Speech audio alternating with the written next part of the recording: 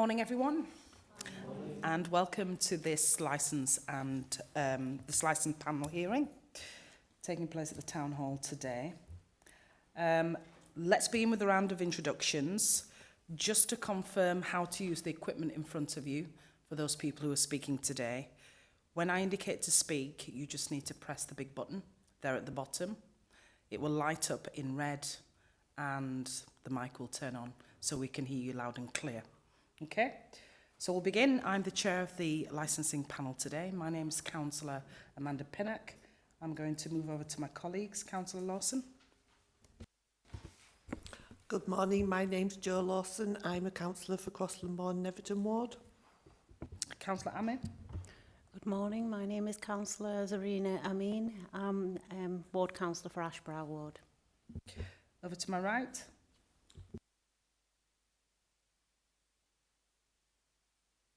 Okay, to my left. Morning, Nicola Sylvester, I'm the Principal Governance Officer. We have some licensing officers with us today. Can you identify yourselves, please? Good morning, Lee Rushworth, Licensing Officer. Morning, Mike Skelton, Senior Licensing Officer. Got the applicant with us. Can you identify yourself? It's me. Apologies, sorry. Morning, my name's Amy Lambert. We've got members of the Environmental Health with us today. Thank you. I'm Alexandra Gary, Senior Environmental Health Officer in Pollution and Noise Control. Hi, I'm Kevin Ellum, Senior Technical Officer in Pollution and Noise Control. Apologies, I didn't have you down on my list, so I've made a record of you. And then we have some objectors there at the back. Can we start with the gentleman next to the applicant, please? Yeah, morning, my name's Lodrick Edwin, I live at number 13. William Crosby, I live at number 9. Debbie Crosby, also number 9. Charles Carr, I live at number 7, Bickford Street. Yeah, can you turn the microphones off after?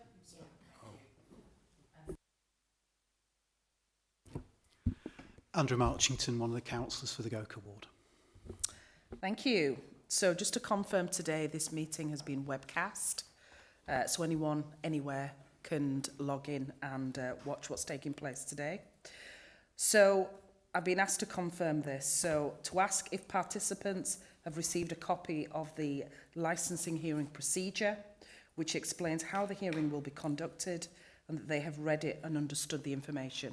There's so many people in the room, I think it'd be easier if I ask anyone here who hasn't received it, hasn't read it, and doesn't understand it to raise their hand. I think it'd probably be easier that way. So I take it that everybody's received it, read it, and understood it. Fantastic. Okay, so we're going to quickly go through the agenda, and then we're going to make a start in relation to why we're all here today. So myself and my colleagues did a site visit, and we'll talk about that a little bit later on at 5 Pickford Street. Minutes of the previous meeting, I think I was the only one who attended, and I'm happy to confirm that that's a true record of what happened that day, and that's minutes of the hearing held on the 23rd of August. Any declarations of interest? Councillor Lawson?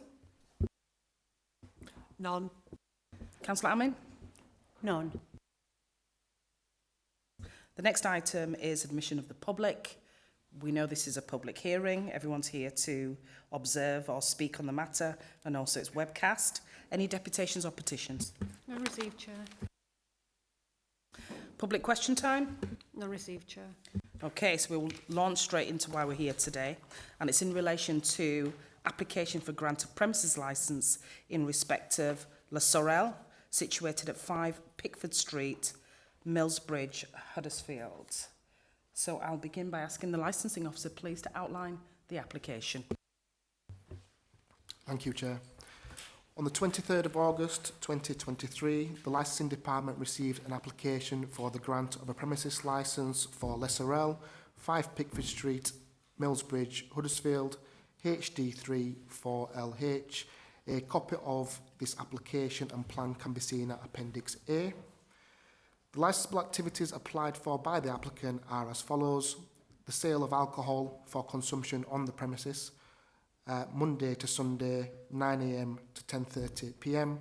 and the performance of live music indoors, Friday to Sunday, 9 a.m. to 10:30 p.m. During the consultation period, a total of 21 representations from members of the public were received. The application was also served on the responsible authorities, to which one representation from Environmental Health was received. The representations received consider the following licensing objectives would not be met should the licence be granted. They are the prevention of crime and disorder, public safety, prevention of public nuisance, the protection from children from harm. A copy of the representations can be seen at Appendix B. I can confirm consultation has taken place in accordance with the Act. There have been no matters arising from responsible authorities other than the representation made by Environmental Health, which can be seen at Appendix D. When determining the application, members, having had regard to the representation, may take such steps as they consider appropriate for the promotion of the licensing objectives. The steps are the grant of the application, grant the application with the appropriate conditions, exclude from the scope of the licence any of the licensable activities which relate to the application, or reject the application. Thank you, Chair.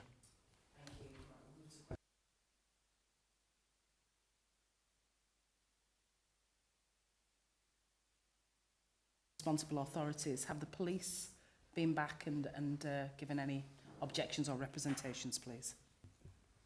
West Yorkshire Police emailed me back and confirmed they have got no representations. Thank you. A little bit later on, we'll hear from the objectors about issues that they have with this particular application. Some of the objectors refer to parking and highways issues, and I just want to clarify at this early stage whether that's a licensing consideration and what you'd expect myself and my colleagues to respond to that. The subject of parking is something that's often raised when it comes to applications for a premises licence. However, the Licensing Act is very clear that the lack of parking restrictions are not relevant when determining an application. Parking falls under planning and highways regulations. With that said, it depends on the context parking issues are mentioned.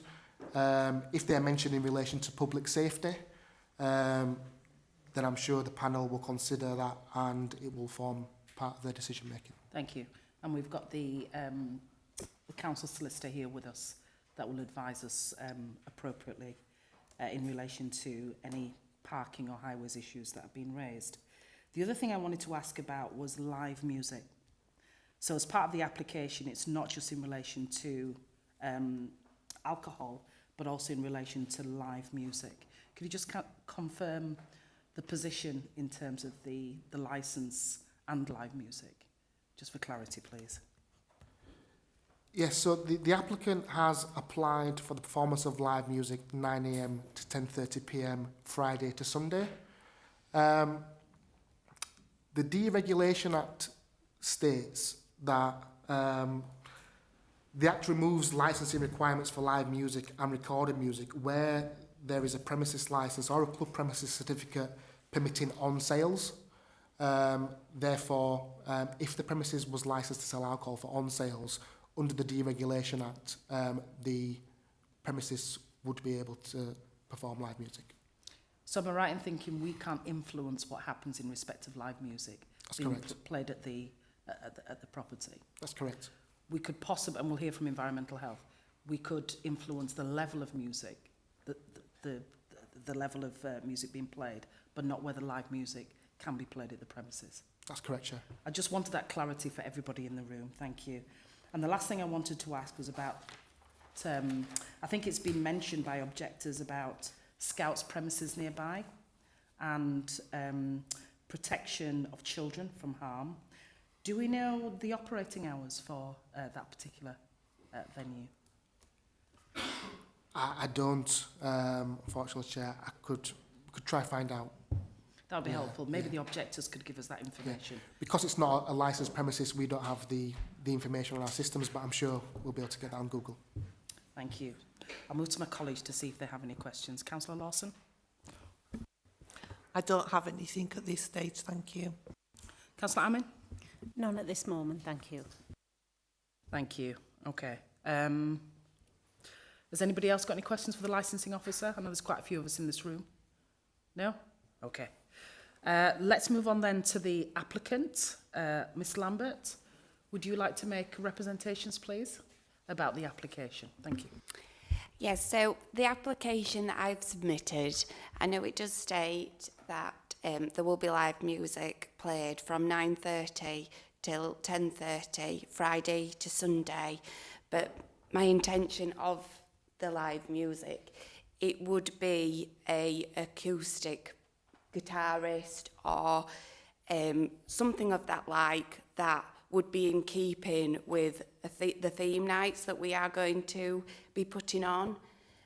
So it would be very low level music. It wouldn't be blaring out rock music or anything. That is not the, you know, what I would want to do. And I know that when I've read the objections that people have said, how would I like it if music was blaring out? Well, the answer is I wouldn't.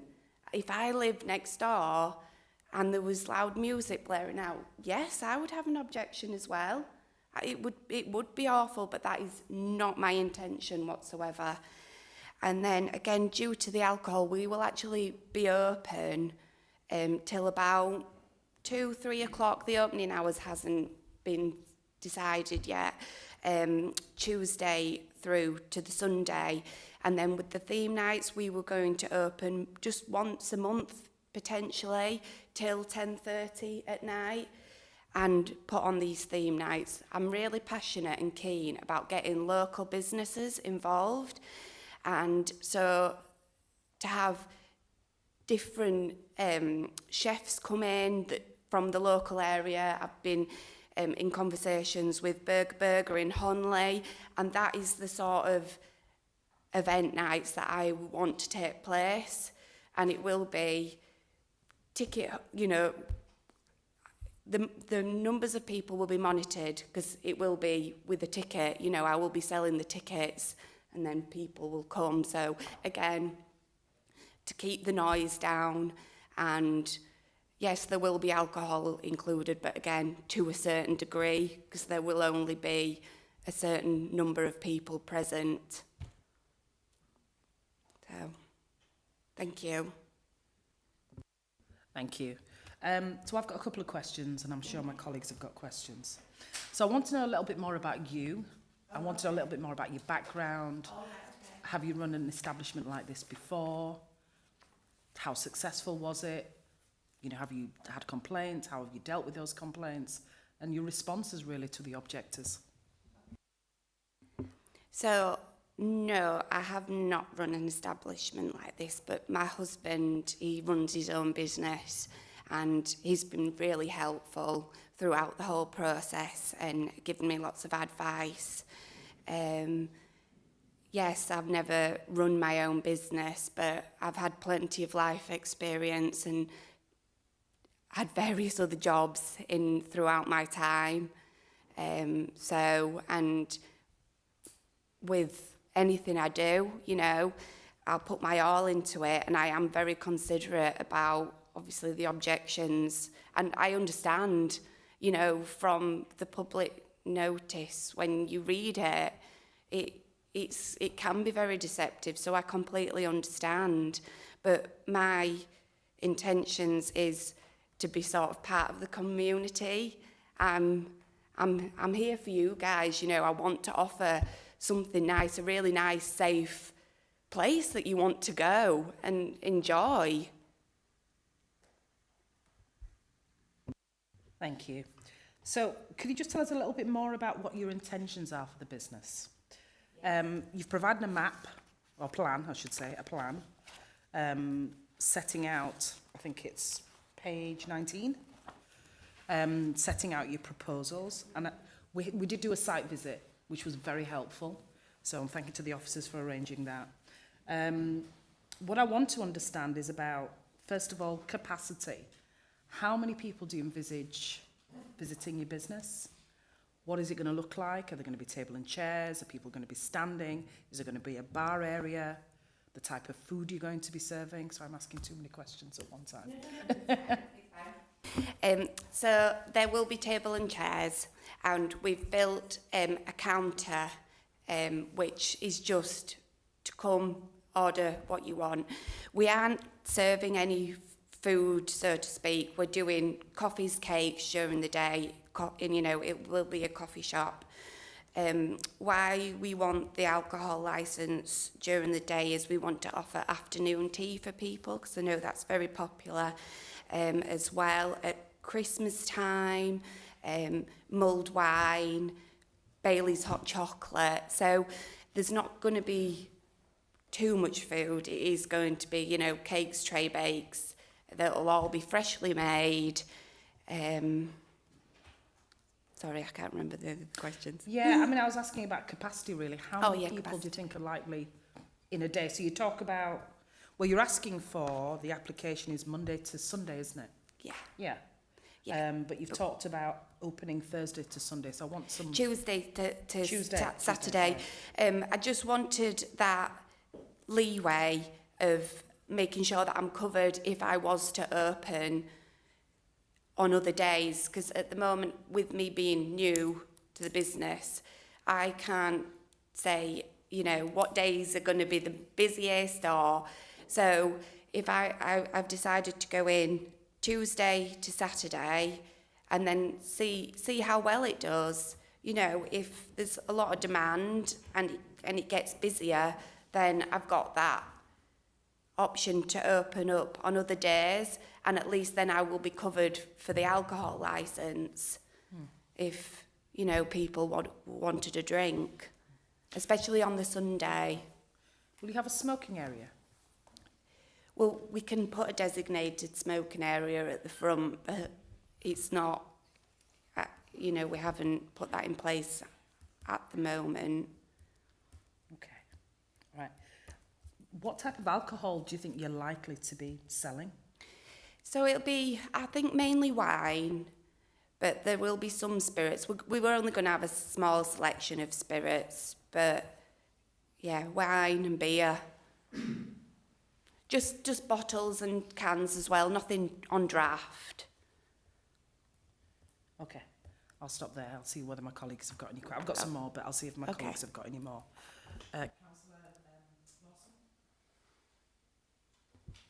Thank you, Chair. Is going back to on a day-to-day basis, what is sort of, how many people do you think that the building could comfortably fit? So the building would comfortably fit approximately 40 people.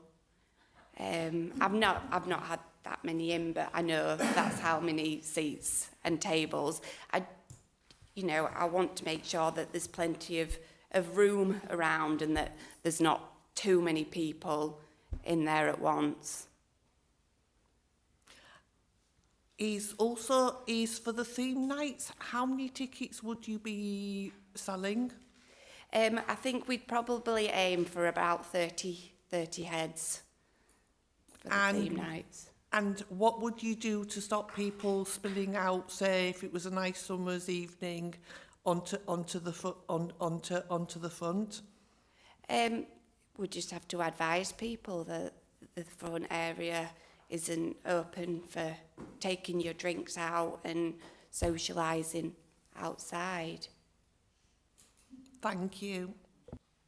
I think on the back of your response to my colleague's question, you talked about having a smoking area outside, didn't you? Yeah. So how do you sort of envisage that working then? That wouldn't work. I'd say maybe then if we could have people outside but up until a certain time again. Councillor Lawson, any more questions? Councillor Amin? Just on the back of Councillor Lawson's request, the frontage looks like it would be within the ownership or control of the building. So do you envisage putting any tables and chairs out there? Yes, it is in ownership. We wouldn't at this time. If we were going to, it'd be next year when the weather was better. But as it is at the moment as well, we are going to be putting fencing as well on the left-hand side, just in order to stop any accidents or anything that might happen if people, you know, slipped. But I did believe that we were in quite within our right to have tables and chairs and have people outside due to us owning the building. So how many tables would that accommodate, and what are the timings for that as well? I think you could probably get 4 tables out the front there, and again it would just be during the day. That's all. Yeah, at the time that we were open during the day, because like I say, we don't intend to open on an evening more than once, maybe twice a month, so it would just be during the day till about 3, you know, 9:30 till 3 o'clock.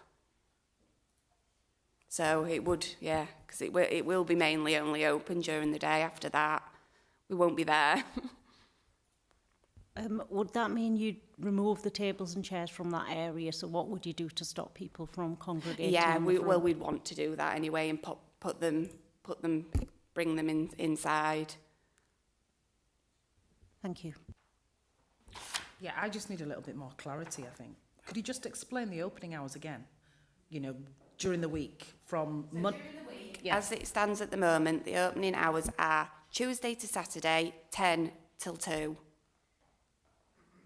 But it's just like I said before, in case we decided to change the hours, and then we would like to, on a Friday or a Saturday, do a theme night where we would be open later. 10:30 is the latest that we would need. We wouldn't need to be open any later than that.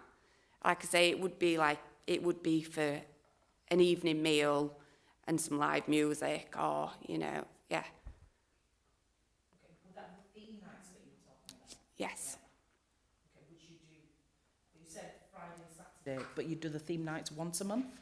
Yeah, on one of those days. On Not one of those both days. No, we wouldn't do it consecutive, Friday and Saturday, no. Okay, that's really helpful, thank you. Okay. Could you just turn yours off a second? Sorry. Yeah, so I've got a couple more questions, and it's mainly around the objections that we've received. My understanding is 21 objections have been put forward.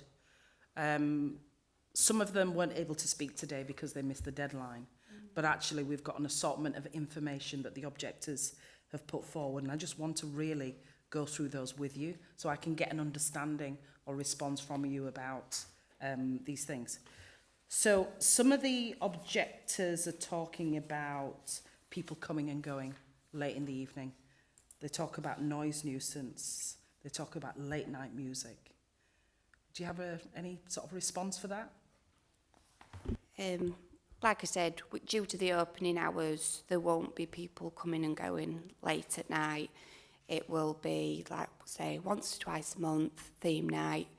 Tickets numbers are monitored, and again, you know, dispersal methods. Once it's finished, there will be a cut-off point. That's what I mean. You know, it will finish at a certain time, and then once it's finished, we will just encourage people to disperse the premises. Yeah, so you talked about a smoking area possibly outside, and I think maybe some of the objectors have picked up on litter, cigarette butts and those sorts of things that, you know, may cause a bit of a nuisance. Mm-hmm. Any response to that? We would have smoking bins where people could dispose of anything, and normal bins as well. And again, just in terms of myself and who I am as a person, I really wouldn't wish to have cigarette butts and litter in the front of my coffee shop. It's, you know, not something that I would approve of at all. So some of them talk about public safety, public nuisance, around antisocial behaviour, for example. People are going to be there late in the evening, once a month maybe, drinking alcohol, you know, they talk about the risk of antisocial behaviour and noise nuisance.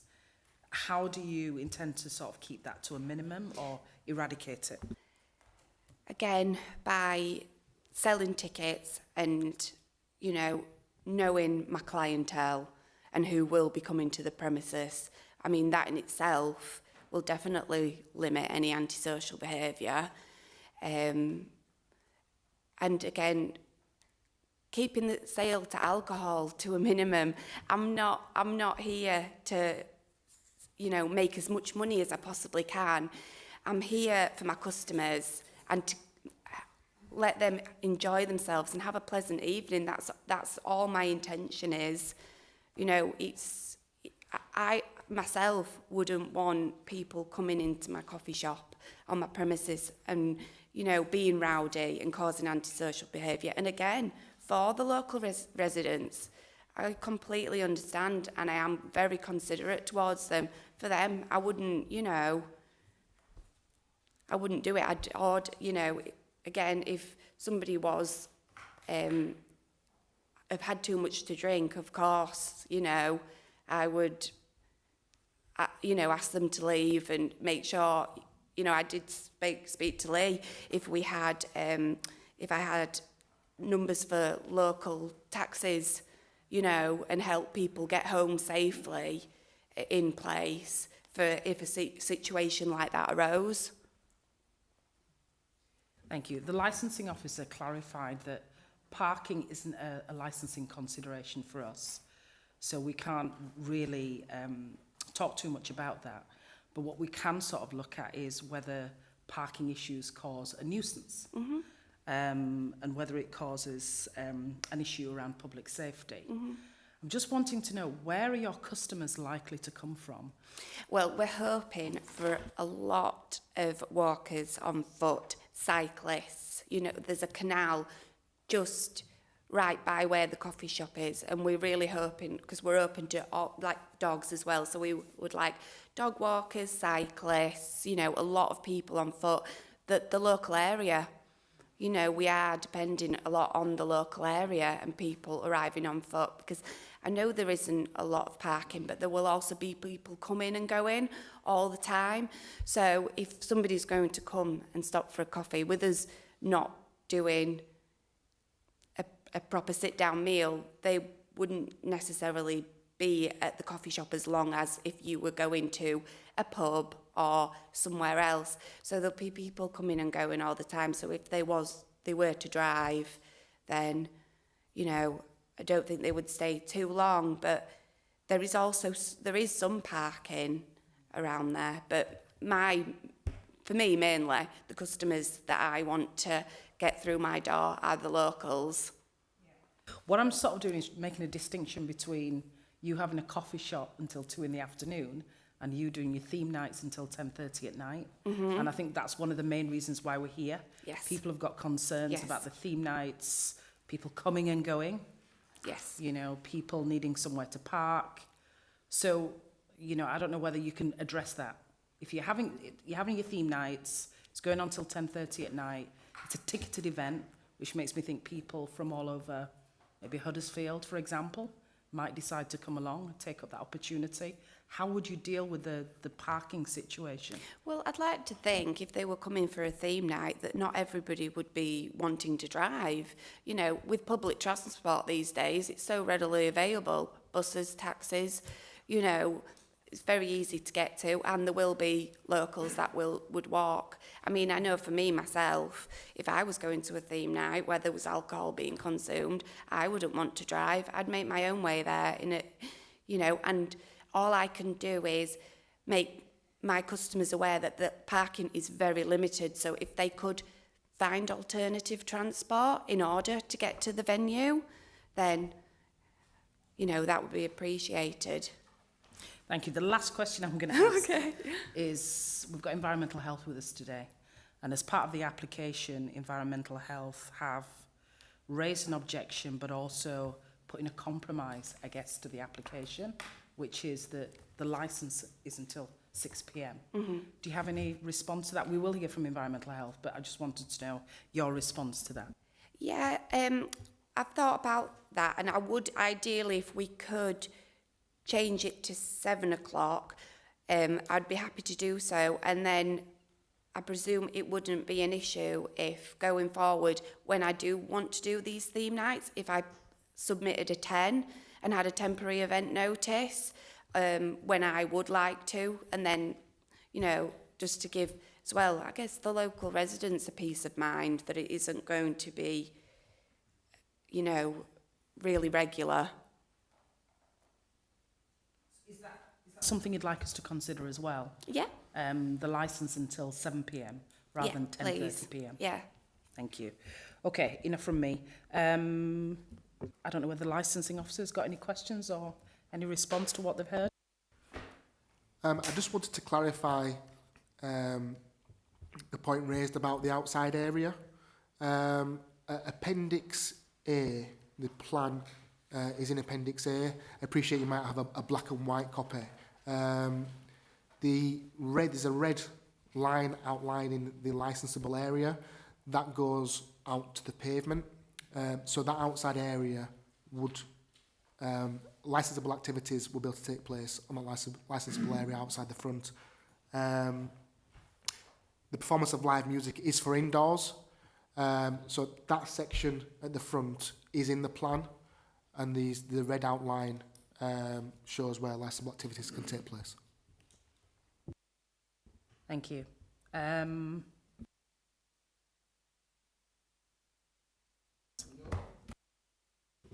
No, Chair. No, with nothing at the moment? No. Okay, I'm going to move over to the objectors to see if you've got any questions, specific questions, rather than comments. You'll have your opportunity to make representations when the time comes.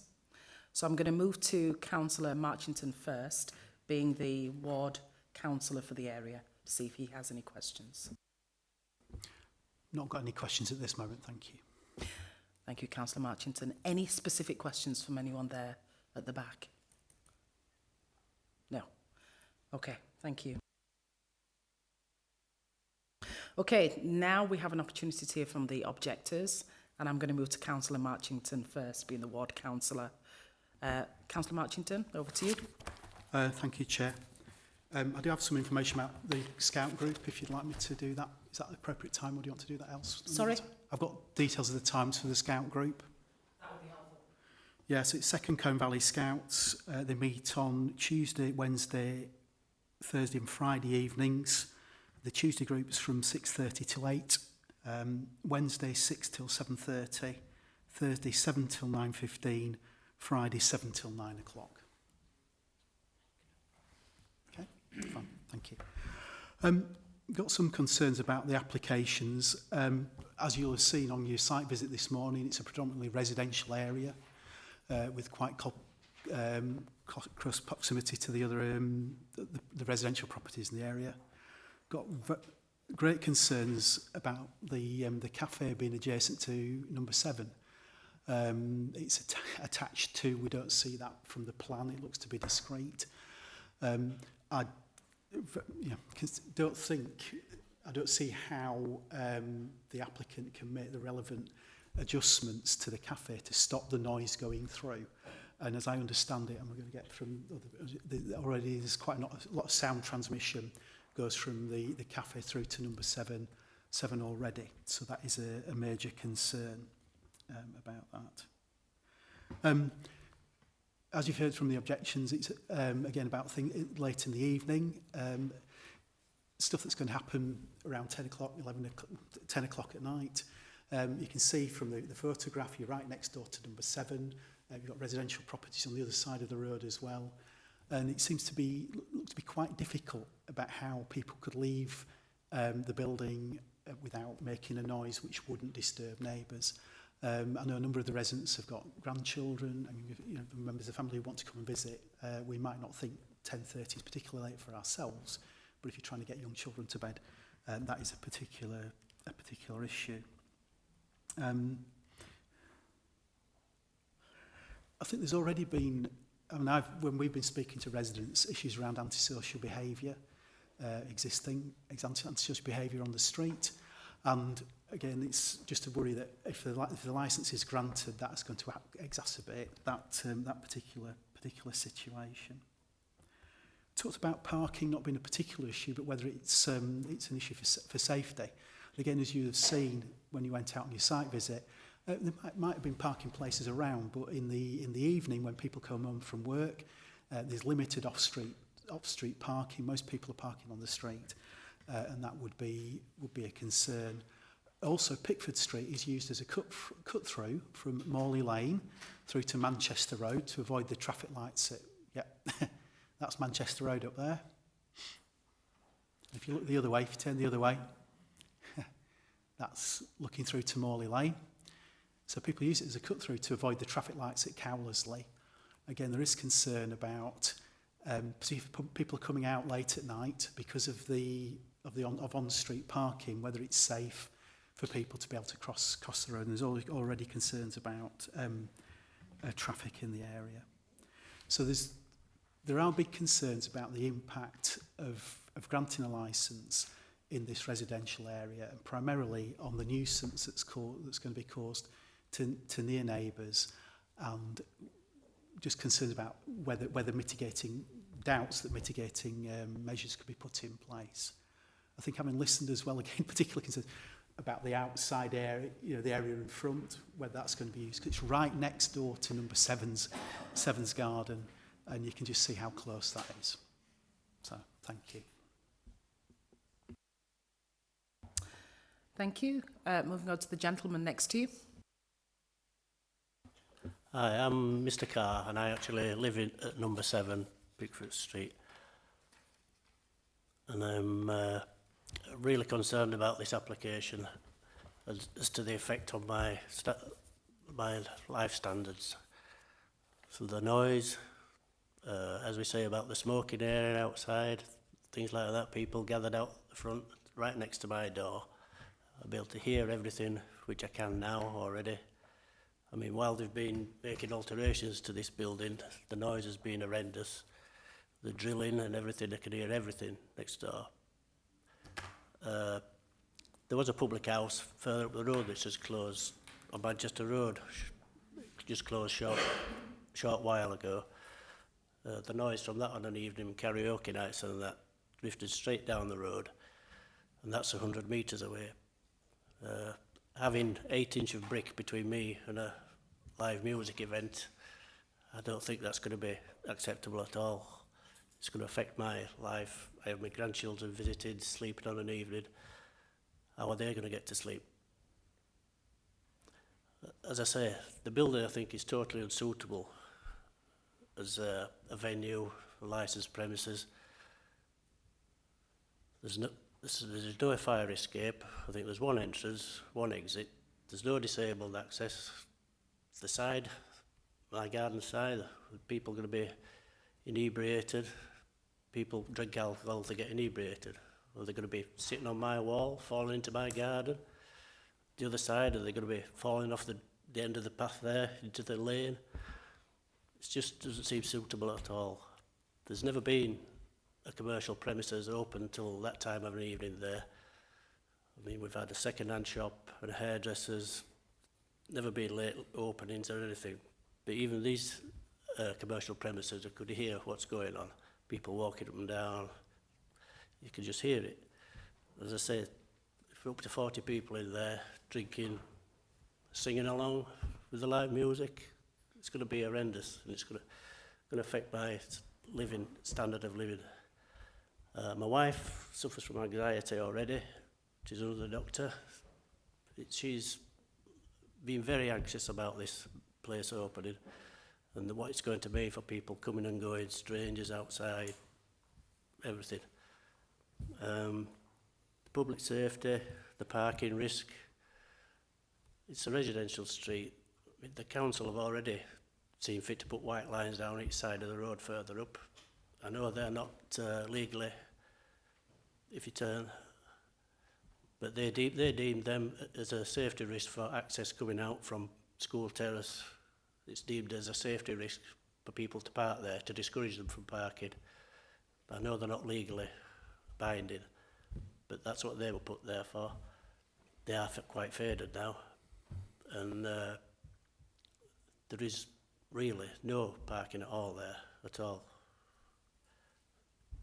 Most places outside the premises, they're lucky if they can get the one place in front of the red car there was mine. It was actually wrote off 4 weeks ago by a truck coming down the road. And that is actually the third time that's happened since I've lived there.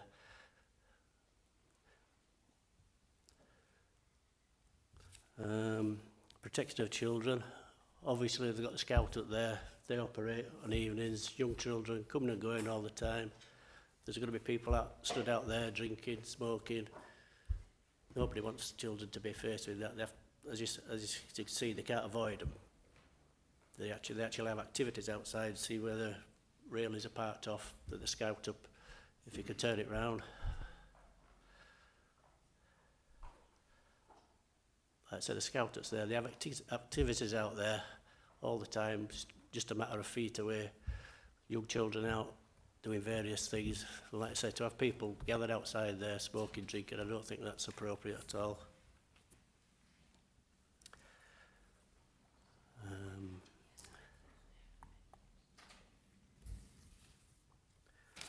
I'm sure there's other things I could mention, but I think I'll leave it there for now. Okay, the lady next to you. Hiya. Sorry, Charlie, I haven't really left me much. We've covered. Can I just point out, on the end, we are a block of 4 terraces, and on the end house is a lady, Mrs Edwin, who lives there, and she actually has 4 carers coming in 4 times a day, and they struggle to park sometimes. I know if the licensing goes ahead, there's no doubt about it, there will be double parking on either side. Children are up and down on the scooters, and like Charlie mentioned, the scouts up. They operate 5 times a week with meetings and one thing and another. We are really concerned. I mean, we are a close community. It's not the poshest of areas, but we're a knit community, and we all stick together, and we really feel passionate about this. We're scared about antisocial behaviour, everything you've discussed earlier, people loitering about, and if they do get a licence, Amy says now it might be once a month, but we fear if the licence is granted, it's not going to stick to once a month, and the opening hours will change, and there's no way you can keep people quiet coming out of the premises when they've had alcohol. Even without alcohol, they'd be saying good night, and the sound really resonates around the area. Up Manchester Road, down New Street and on Pickford Street, it really resonates there. So I think that'd be a great problem as well. We're worried about people hanging around. If they can't get a ticket for the venue, if the music's about, they could just sit on the wall, go to the local co-op, which is Asda now, excuse me, sit on the walls or just hang around congregating, listening to the music. We ourselves have got grandchildren as well, which is a great concern because we play a large part in the family, in their lives. So we would be concerned there. Sorry. Excuse me. Just seeing if there's anything else. Yeah, the school terrace at the back as well. You can't see it on the plans properly, but there isn't any. We fear as well that people will come down and try and park at the back, thinking there is parking places at the back of the premises, and that just isn't the case at all. I don't think it'll show, will it? Oh yeah, there. Yeah. So there is no parking at all for anybody who doesn't live round the back. Pardon? Yeah. Yeah, so that's a fire. If anybody parked there, and I don't know whether it would happen, if they parked up, had a drink, had too many left the car, if emergency services need to access that area, it would be impossible. We have had problems in the past. The lady on the end house to the right at the back, there was a robbery. 2 men broke in with ski masks on and beat her husband about a bit. Fortunately, she was on the phone FaceTiming her daughter at the time, so she was a witness to all this, and emergency services came pretty quick. So we have had problems in this past. That's why I think we're such close community, and we do like to stick together. So we really would oppose this. We feel so passionate about it. It would change all our lives, all our lifestyles. And I mean, nobody wants to sit in the garden in summer and listen to somebody else's music blurting out and all shouting, and what carry-ons will happen, and it's inevitable. It will. I know Amy's wishes, she don't seem, she wants to try and keep it under control, but I don't think that would be possible. Yeah, I think that's it. Yeah. Thank you very much. So, Mr. Crossley, next to you. Do you want to add anything to what's already been said? Just a point, at the rear of the building, on the left-hand side, if you can rotate it down to the right, this is quite an old photo from Google.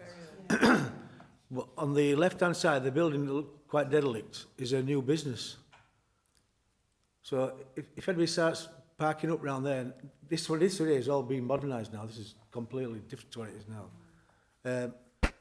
I think they'll be complaining as well, because they've only got 2 parking spaces there. And if people come on an evening and decide to leave the car thinking they've had a drink and will call back for it the day after, access to their business is going to be a problem as well. It doesn't look anything like that now. It's a really modern building, all that. And they have access every day, don't they? 7 days a week.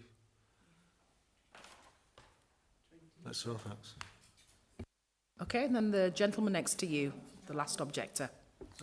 Yeah, my name's Lodrick, and I live at number 13.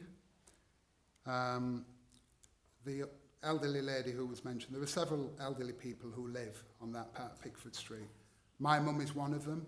Now, parking on Pickford Street is often difficult, especially on an evening. She has carers 4 times a day. They often have to park the other end of the street. They sometimes have to double park because parking is, as I say, already so difficult. I know the Scout group's been mentioned. It's only a few yards away. When there is an event at the Scout hut, together with the residents who are just parking their cars, it's chaos. It's very difficult.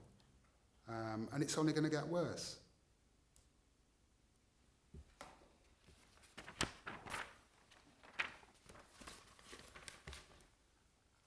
And as we know, licensed premises of this nature, there's going to be a risk of antisocial behaviour, crime and disorder. Noise, littering, urinating in the street or your garden or your driveway, it's bound to happen. And the thing is, I've heard the applicant making promises and she's thinking on her feet. Everything's very ambiguous. Oh, we'll do this. Oh, we'll do that. Oh, we'll do this, we'll do that. There's going to be bicycles. There's going to be... People won't drive. We'll tell them not to... I mean, it's ridiculous. How can you tell people not to drive? Where are you going to park your bicycles when everybody comes on a bicycle? You've got table and chairs outside. I don't... Put it at the front. Can we let the objector speak? Thank you. It's all very ambiguous, and she's thinking on her feet, and everything that you ask and every problem that there is, she comes up with an instant solution. I don't want to make money. It sounds like a charity she's running. We know what's going to happen. She'll start slowly, and the times will increase, the events will increase, the noise of the music will increase. That's what's going to happen. Somebody with a guitar, I'm sure. That's the promise now. What's the end result going to be? My neighbour Charlie just here lived right next door. When there was a fella selling, second-hand things in that premises before, He could hear his radio through the wall. Now we're talking about having live music.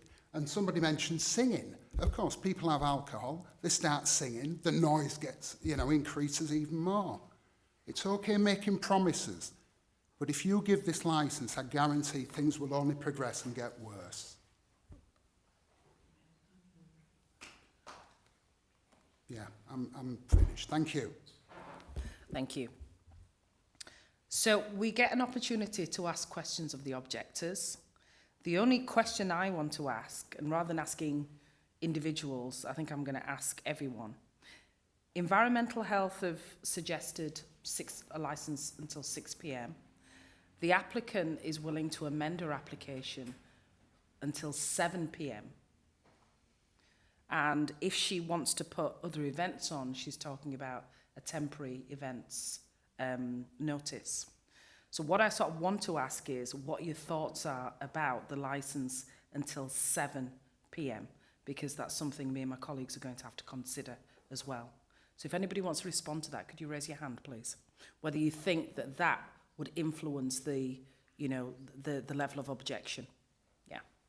I totally object to an alcohol licence altogether, because it just encourages bad behaviour. People get inebriated, standards of behaviour drop, noise increases, people do things that they wouldn't do when they're sober. I think there's no need for alcohol to be involved at all. Mrs. Crossley, I think you had your hand up. Yeah, I absolutely think the same. Yeah. I mean, as it stands now, is it a cafe as planning permission, or as Amy already, is it already an establishment as a cafe? Can she do that anyway? I think we'll let her answer that. She gets an opportunity to respond. Yeah. Councillor Marchant. Thank you. Thank you. I think there's the principle of whether or not you should have an alcohol licence in the first place, and I agree with residents as well. That's likely to cause still persist with nuisance during the day. As regards 6 p.m. or 7 p.m, I think if it was 7 p.m, you're getting the overlap with the scout groups during the week, so I don't think that is particularly acceptable. But I think so definitely wouldn't be in favour of that change. But I think the principle is about whether or not it's got a licence in the first place. Anyone else that I've missed? Yes, I totally agree. I think there shouldn't be a licence at all for alcohol. Yeah, same again, no licence, please. Okay, I'll move to my colleagues. Councillor Lawson? No comment. Councillor Amin? No comment at this stage. Licensing officer, are there any questions or any comments you'd want to make? No comments. Yeah. Thank you. The only question I'd sort of have going back to the licensing officer is, even if there wasn't a licence, would that influence what happens with live music?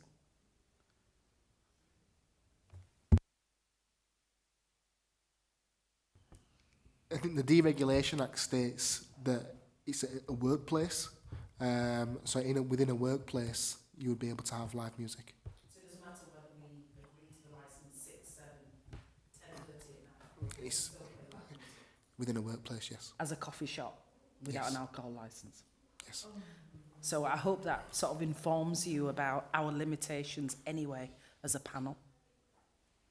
What about the sound for Charlie and Eunice? Can anything be put in place for that? Like they said, yeah. I think that's outside the remit of this panel. Yeah. Maybe that's something you can discuss with the licensing officer, depending on the outcome of this hearing today. Okay?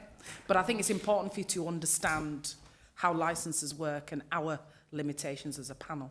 We can only look at the application as it is and act within the framework of that.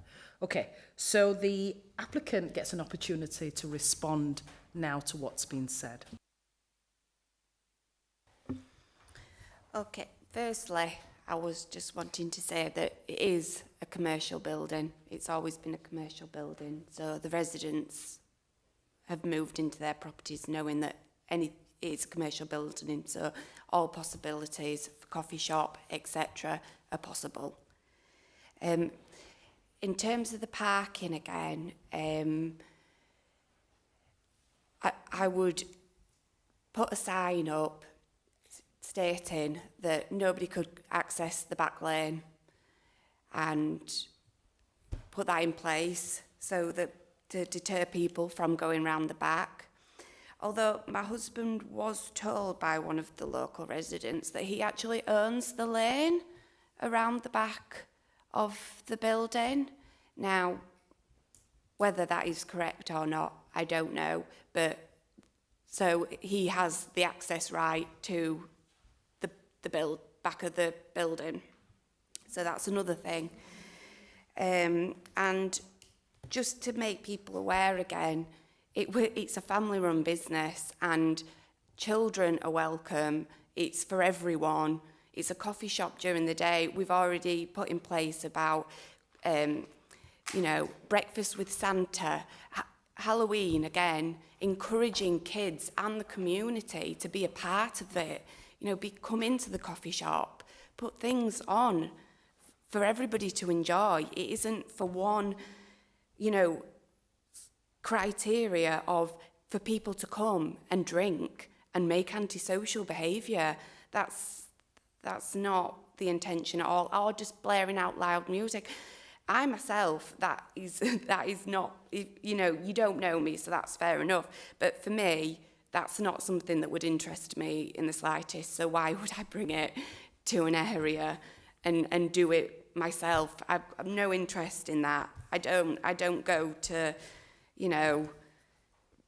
rock concerts or anything like that. I want it to be a nice place for people to come and enjoy themselves.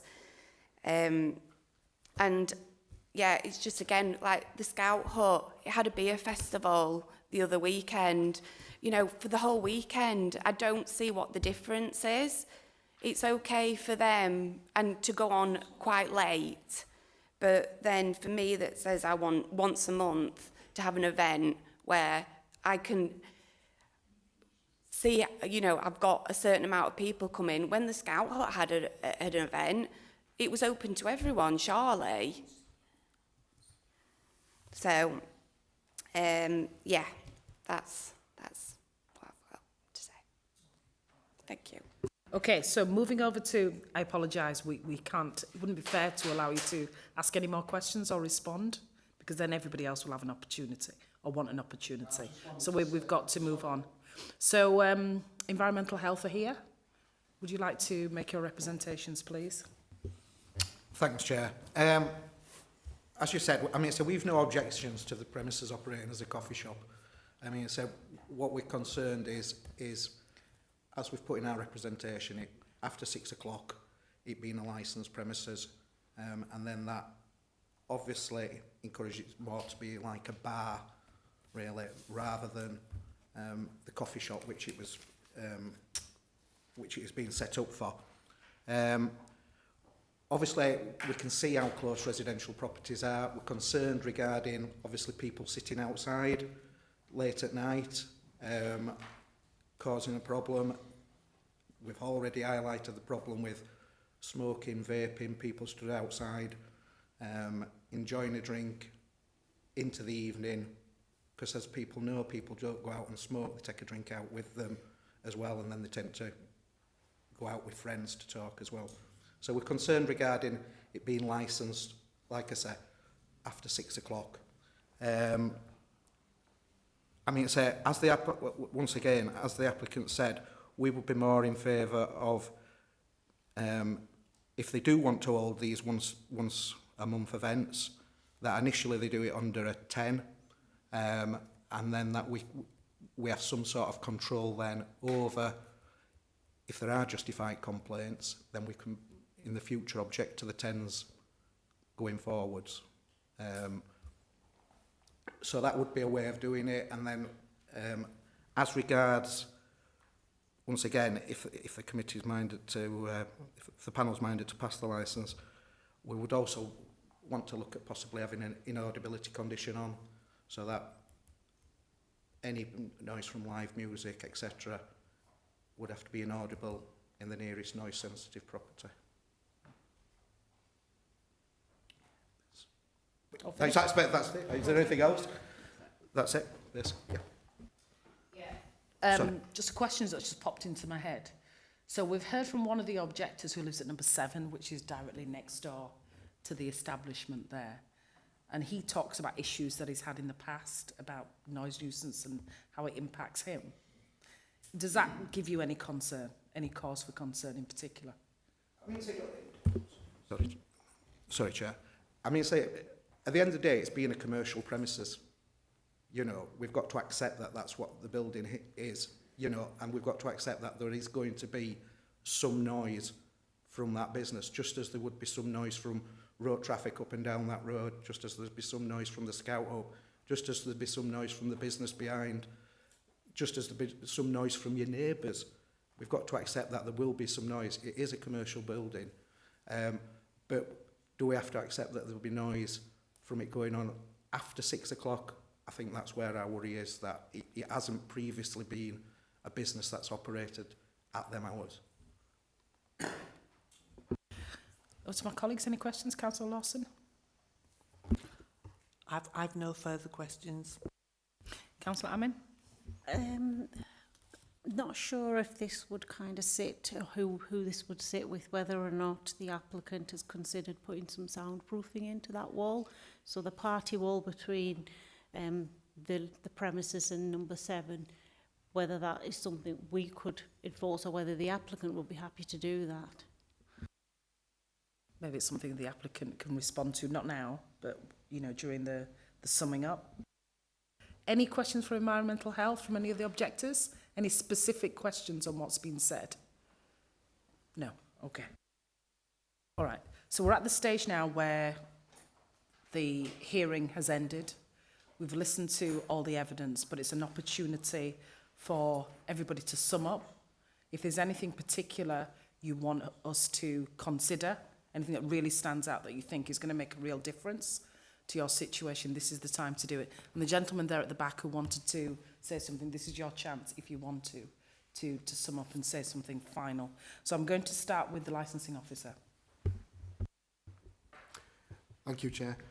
The application received for the grant of a premises licence at 5 Pickford Street, Millsbridge, requested the sale of alcohol 7 days a week, 9 a.m. until 10:30 p.m, and the performance of live music Friday to Sunday, 9 a.m. to 10:30 p.m. A total of 21 relevant objections from members of the public were received, which is why the application has been brought to the licensing panel today. A total of 5 representatives have attended today to express their concerns. The applicant has attended today in an attempt to alleviate any concerns raised. So over to yourselves to determine the application. Also, I think my senior officer would like to make some comments. It was just something for you, for the panel really just to be aware of, that looking back at that plan, I appreciate you may have a black and white copy of it, but the licensed area that the applicant has applied for covers that outside area. That means that licensable activities can take place. So should the applicant want to, she could put a bar outside. So that may be something that you wish to consider appropriate in terms of where the licensed area sits, if you are minded to grant this licence in any way.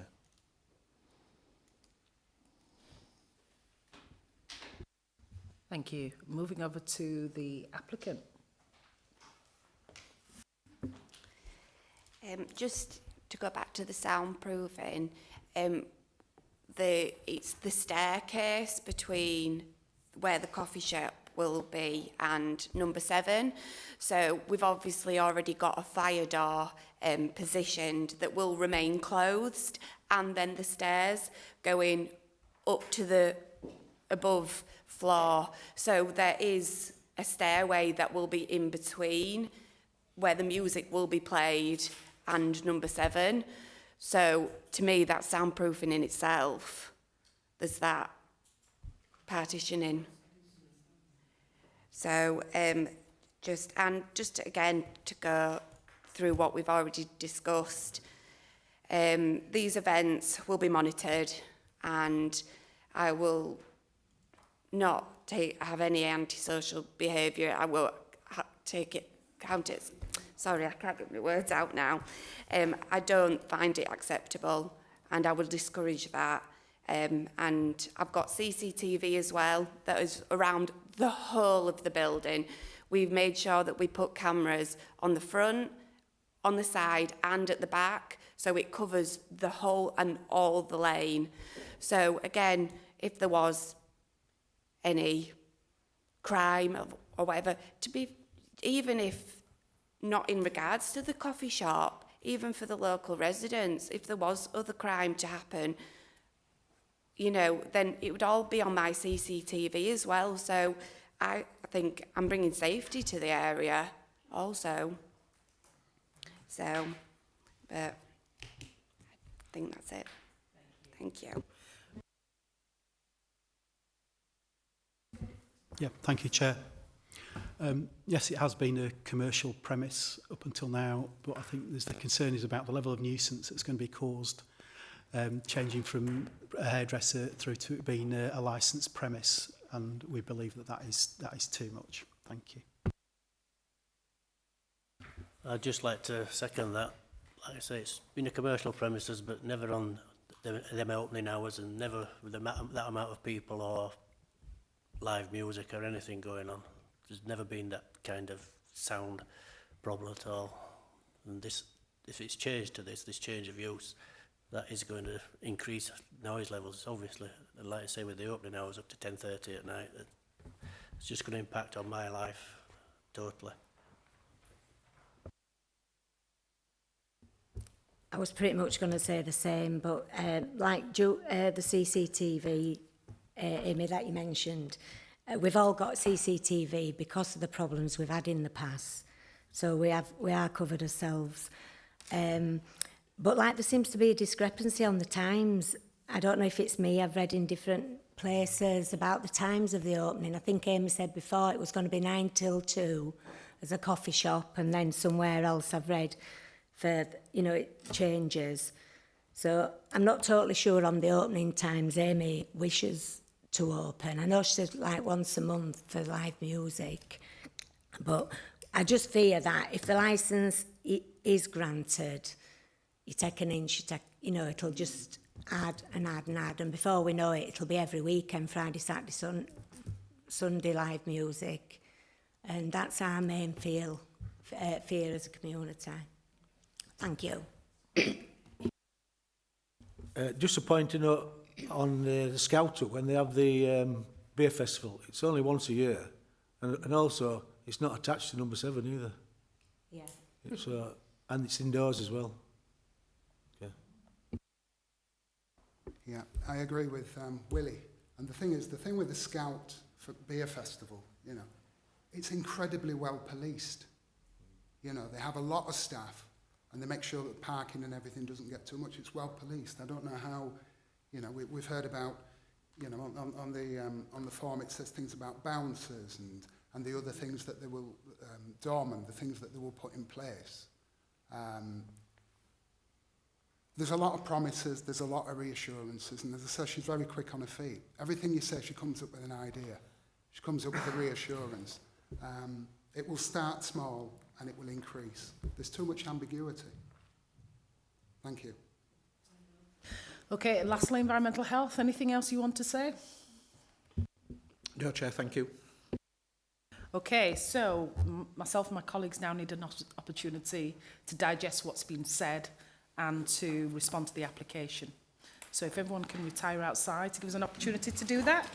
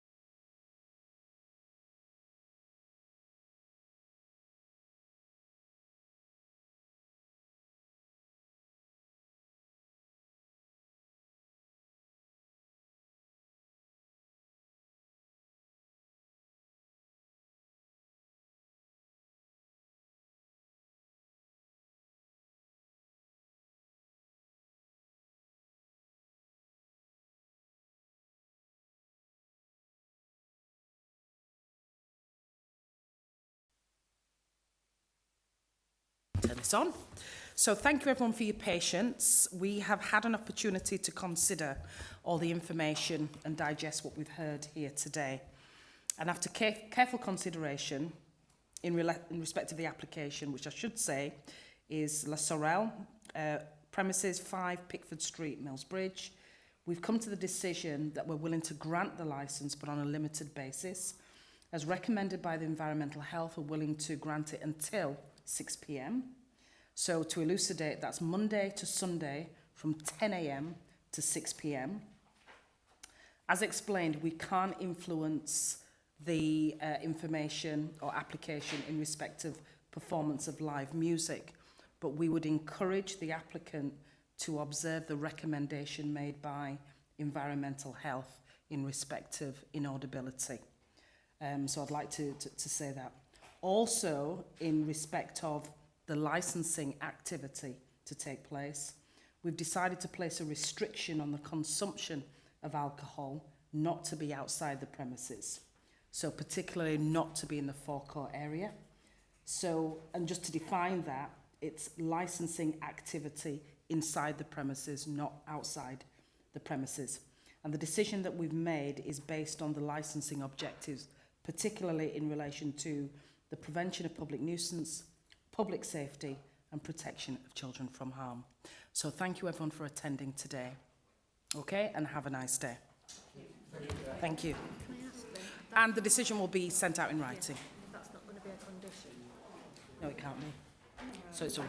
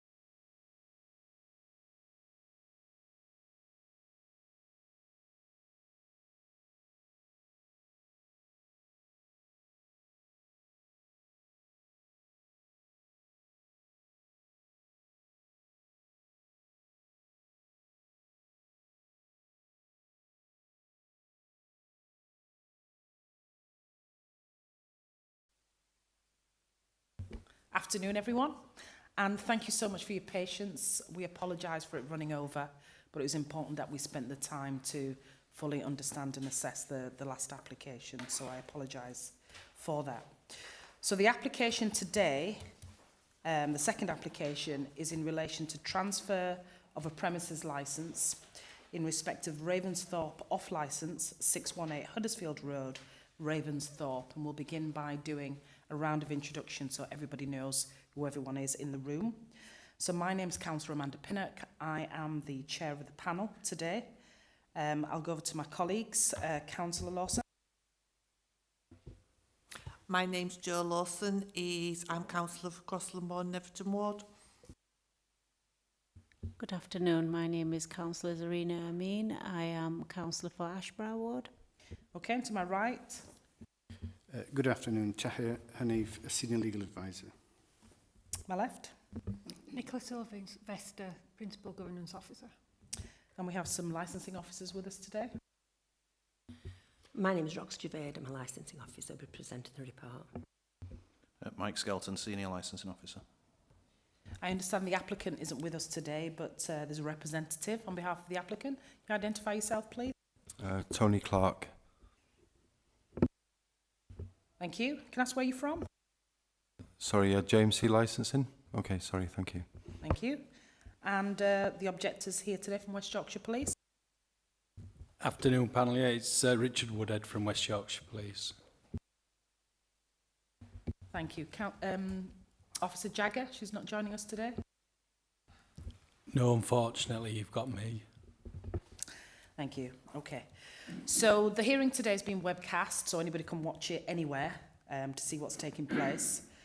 To do my due diligence, I have to ask if everybody's received a copy of the licensing procedure, which explains how the hearing will be conducted, and that you've read it and understood it. So I think that's more for the applicant's representative.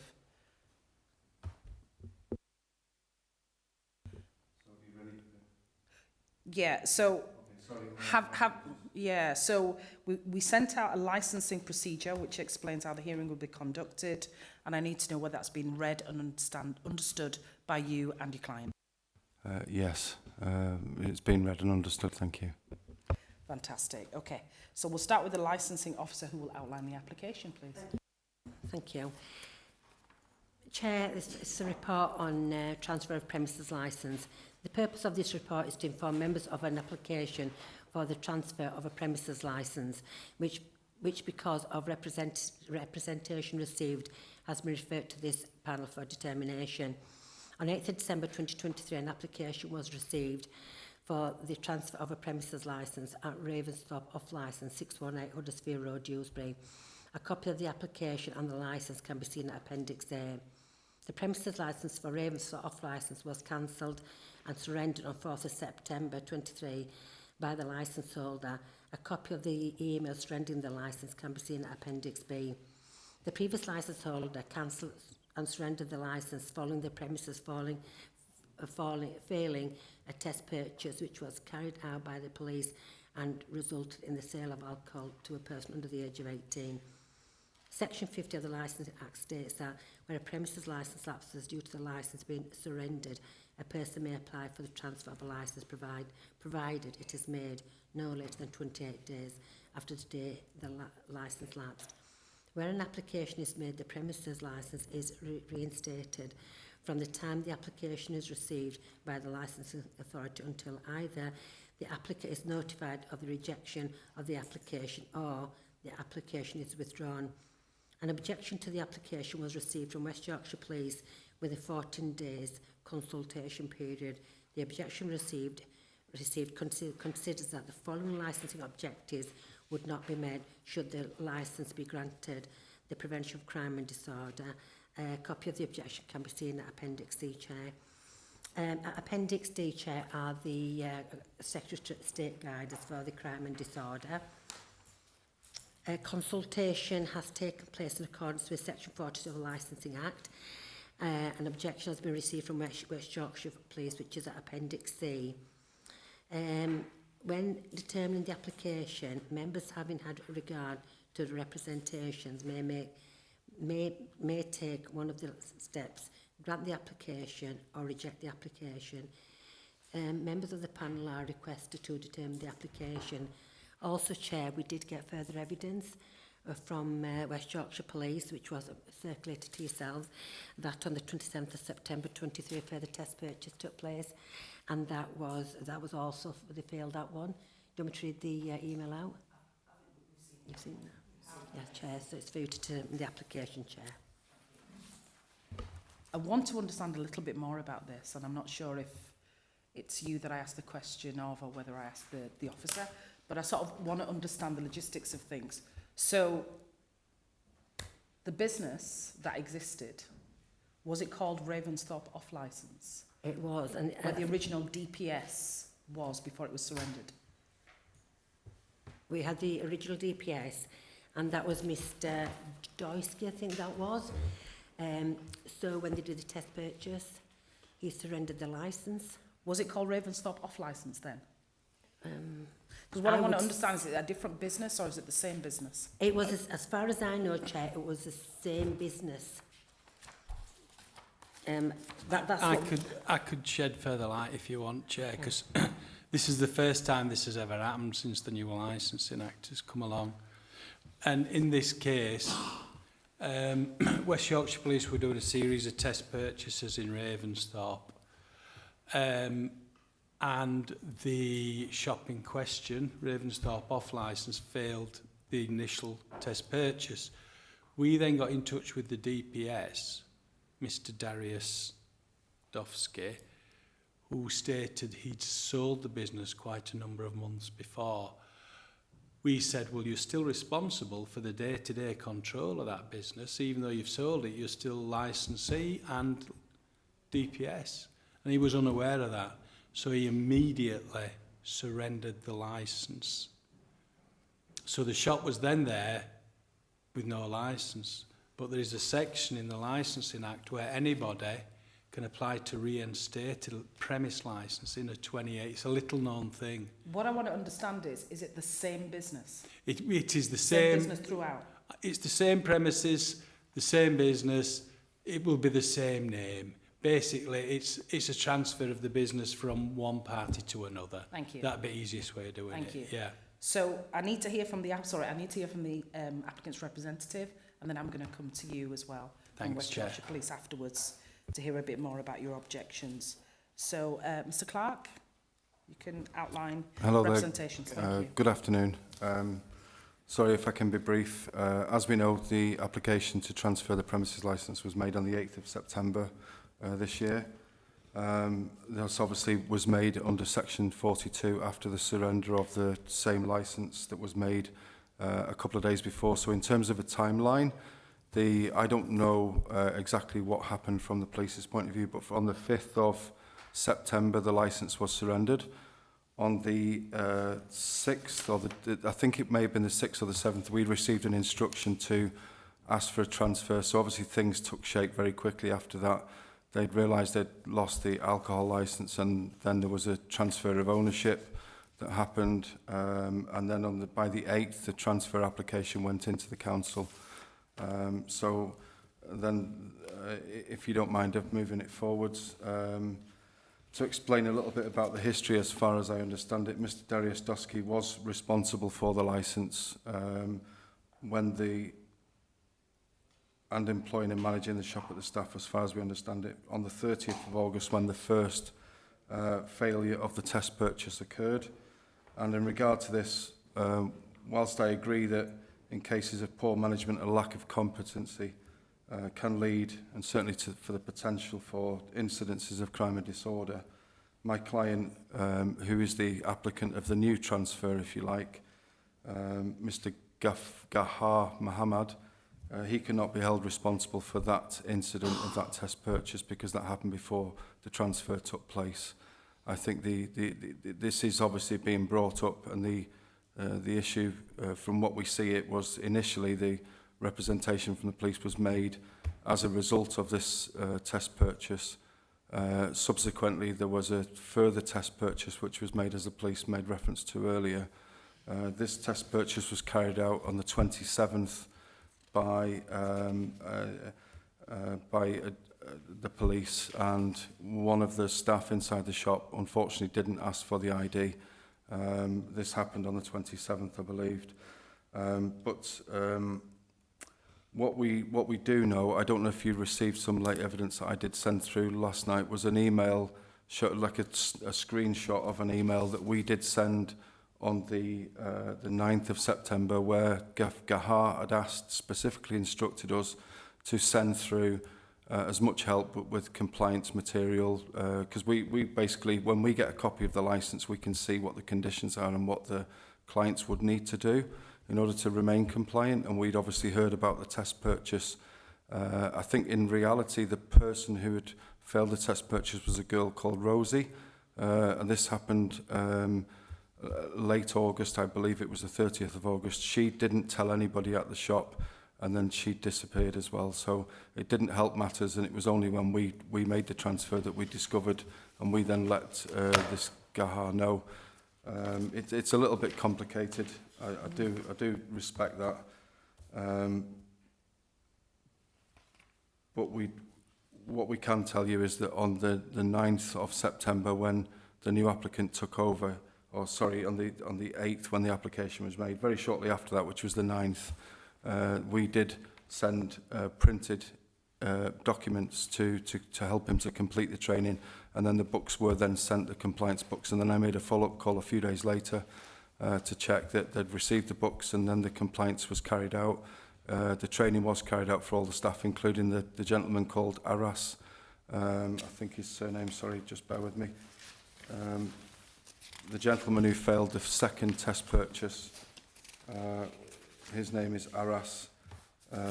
He also completed the training, but I think there was obviously a situation where he should have done better, and he obviously made a mistake when he failed the test purchase. I actually went to the shop this morning to find out more face-to-face what had happened, and he said that it was just a lapse of concentration. He was on his phone, he was playing a game, he put his hands up and said sorry, but he felt like he didn't have a chance to explain himself to the lady who presented herself as saying, "You've just failed the test purchase." Apparently she'd left the shop very quickly after he tried to explain it, that he thought the girl was old enough, but he just forgot to ask for the ID. And that was a simple fact of the case.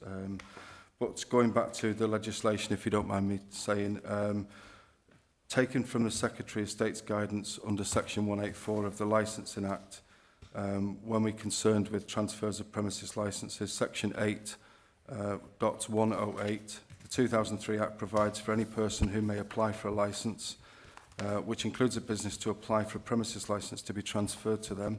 Where the application is made in writing, the applicant must give notice of the application to the Chief Officer of Police.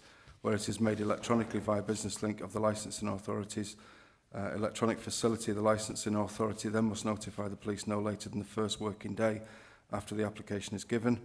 And then it goes on to talk about the responsibility remains with the premises licence holder about informing the DPS. So we know that the application was submitted successfully. He then became the interim authority of that licence on the 8th of August, which means that he cannot be legally held responsible for the first failed test purchase. Section 8109 states in the vast majority of cases it is expected that a transfer will be a very simple administrative process. Section 43 of the 2003 Act provides a mechanism which allows the transfer to come into immediate interim effect as soon as the licensing authority receives it, until it is formally determined or withdrawn. This is to ensure that there should be no interruption to normal business at the premises. If the police raise no objections about the application, then the licence authority must transfer the licence in accordance with the application, amend the licence accordingly and return it to the new holder.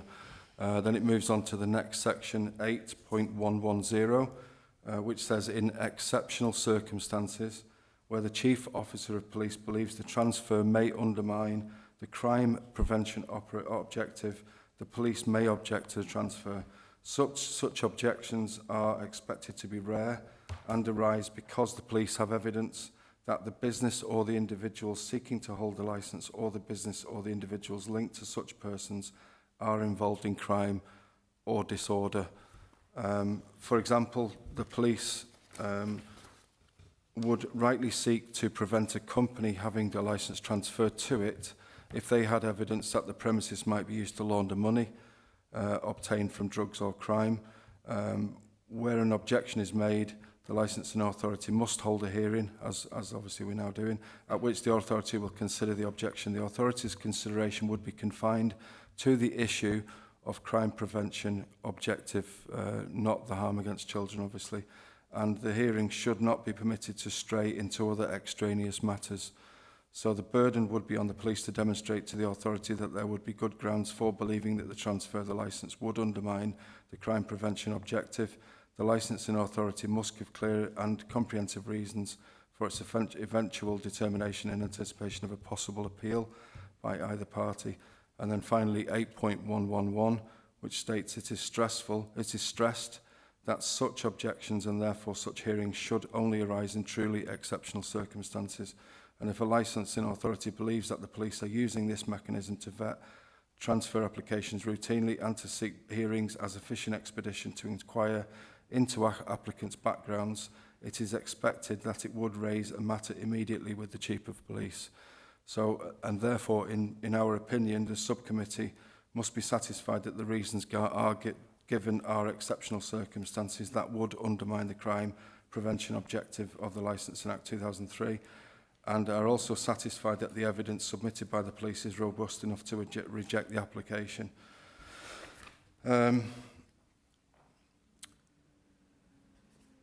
So our client, Mr. Gahar Mohammed, as I understand it, completed the compliance with his staff. He'd already had a wedding pre-planned in Iraq. He's now in Iraq still. He'll be back on the 17th of October. So it's unfortunate it's during this time that this second occasion at the shop had happened, the second failed test purchase, but obviously the one that's actually under his control. We feel that whilst this is obviously a serious matter, it may feel like there's sufficient grounds for the refusal of the licence, and I agree they are unusual circumstances that have happened, but with all due respect, I don't believe that these are truly exceptional circumstances, which, if I might add, they would ultimately have a devastating financial impact on my client because he's now the new owner of the shop. This is obviously, if I'm not mistaken, it's due to the fact that the licence, because it was previously surrendered, if you were to reject the application, this would by default fall back into that position and become go back into it being surrendered, and therefore because it's past its 28 days it can no longer be recovered, and therefore there would be no licence at the premises. So I think that I would kindly ask that you accept that my client, whilst he's been negligent in his part and his responsibilities of taking charge of his staff during the failed test purchase, I think that there's he's also shown a level of he's not shown a level so severe that he's been complacent, that has demonstrated complacency. The emails, the fact that the notices are up and the training's been completed, to me shows that he does care, and I don't think that allows anyone to believe that it should be extremely serious circumstances that warrant a reject of this application under these circumstances.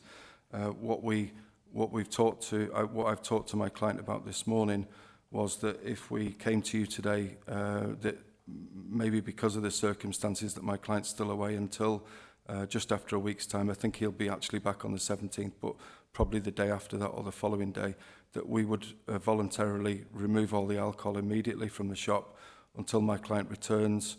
And then the proposal would be for the police to go into the shop, check with the training, check with the staff, make sure they're happy that compliance is being carried out, and then they can follow the channels, the necessary channels of whatever may be required, maybe further conditions on the licence, or a fine, or any other penalties that the police would normally follow during the course of a failed test purchase on a normal licence.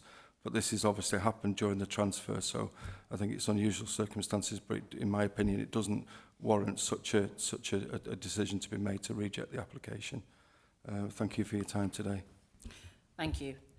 I've listened very carefully to what you've said, but I'm still extremely confused. Okay. So I need to understand a lot more. Okay. So Mr. Mohammed, who is Mr. Mohammed? What's his background? So Kahar Mohammed, obviously it's not my position to know the exact whereabouts and what falls the people are doing in the shop. What we do know and what we have to follow with the guidance is that he is the new applicant and he is in a position to take over that licence, given that he's over 18 and he's a resident and he's able to work in the country. Do you know anything about his experience? I know that he's a personal licence holder and he's now taken over the business at the shop. So he's in a position legally to take over the licence, as far as I understand it. I wouldn't want to get too bogged down in this because he's not here and I can't ask him to defend himself. But what all I'm trying to say is that he's taken over a licence and then he's immediately, within 3 weeks, he's gone on holiday. During that time, an offence has been committed, which he's ultimately responsible for, and he'll be back in a week. The offer would be simply to remove all the alcohol until such time where it's considered safe for the police, that they would allow time for this to be reconsidered through the normal channels once the licence has been transferred. I understand you're in some difficulty, but we've been asked today to consider an application, you know, as a result of a serious incident that's taken place. So we obviously, to be able to do that, we need to understand a lot more about the applicant, his background. Does he have the experience for a licence to be transferred to him? And I'm going to struggle to do that without any information about his background. So are you able to help us out with that? I'm sorry, not much. I can't give you much more information on this. I really can't. But okay. When did he take over ownership of this property?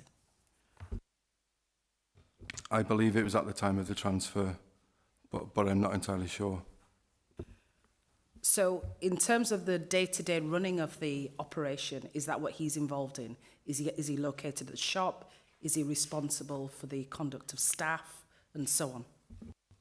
Yes, that is his job now, or it has been since the transfer took over. When he took over the role of the premises licence holder and the DPS, he understood that was his position, that was his role, and he knew his duties, because once we went through everything with him on the phone, he understood his position and the conditions in the licence, which are obviously enforceable. So what I want to understand then, so he's taken over DPS and premises holder, that's what he's interested in terms of the transfer. And we know there was another person who had that role before, who gave that up, which resulted in a suspension of the licence. Is the business the same? Is the core business the same? I don't believe it is. But it didn't, sorry, just to correct you if you don't mind me doing so, there wasn't a suspension of the licence, there was a surrender of the licence. So the licence wasn't suspended as a result of a failed test purchase. It was in the middle of an investigation. It happened, one thing led to another, I imagine, so. So the name Ravensthorpe off licence then is new. It only became that particular business when the licence was, when he took over on the 8th of September? I think that the name Ravensthorpe off licence was there a long time, but they've obviously continued to use the name over the top of the shop. I think it would, I don't know, it's only my personal opinion, but I think it would be hard to make so many changes so quickly. And if you've got a brand name of a shop, I don't know why you would have to change it by law, but maybe he's considering that when he's away or when he comes back. Yeah, it's a lot clearer, thank you.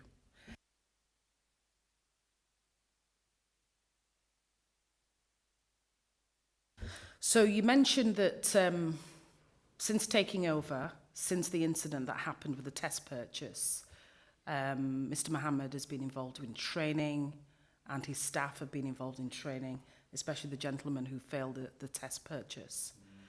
So since then, I'm assuming he's a lot more confident about his abilities and his staff's abilities to deal with young people or a potential young person buying alcohol at the premises. Is that right?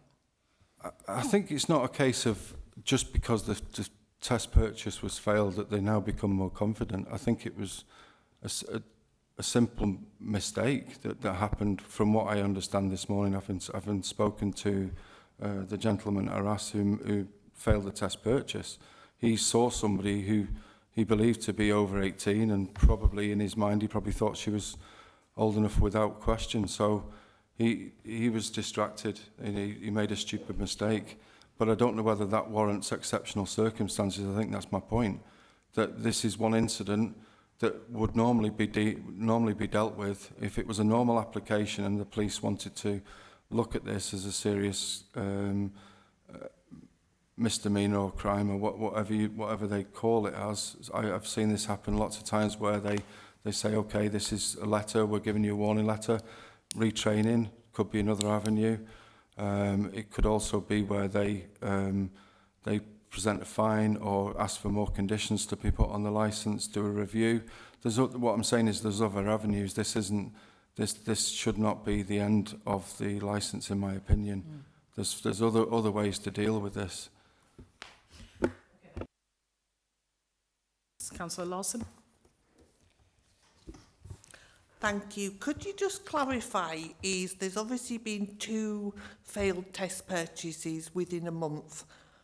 Who was actually trading in the business when the first test was actually failed? Because I'm getting the impression that the man that owns the shop now also owned it when the first test was failed. So if that's right, within a month they've failed it twice. That's not my understanding. My understanding is the new owner took over from what Richard will probably be telling you in a second, from my now understanding, is that he made the DPS and premises licence holder aware of his responsibilities and asked his involvement, and he was then told on the phone that I don't want to be part of the shop anymore, and then he surrendered the licence. So at what stage he left before that and who was involved in that shop during that time, I don't know. But what I do know is that whatever happened during that transition, that my client, Gahar Mohammed, applied to have the licence transferred from no one because it had been surrendered into his name on the 8th of September. So he can only be, as far as I understand it, he can only be responsible for what happened after that point. Because even if he did have any knowledge of the shop or was working there part-time, he wouldn't have the responsibility on the licence. So it's not like we can say that he's responsible for what happened before.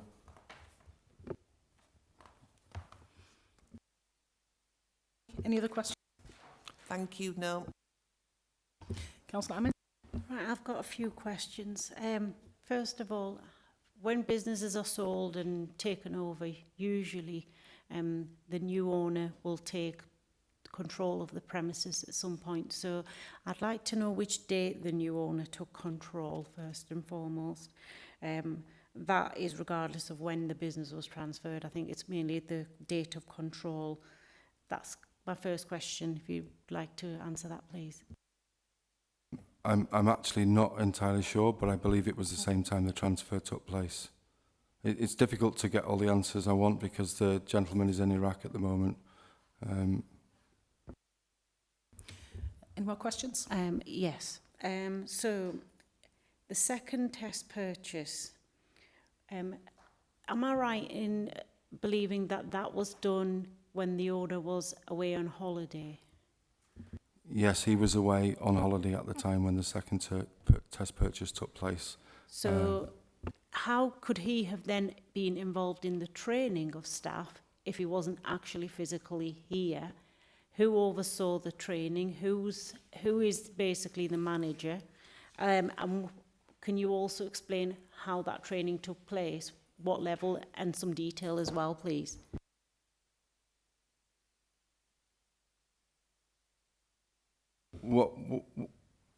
Gahar Mohammed completed the training when he first took over the premises. He received the books, would have been around the 10th or the 11th, a couple of days after the email was sent, and then the books were sent shortly after. So let's assume that it was the 11th or the 12th of September.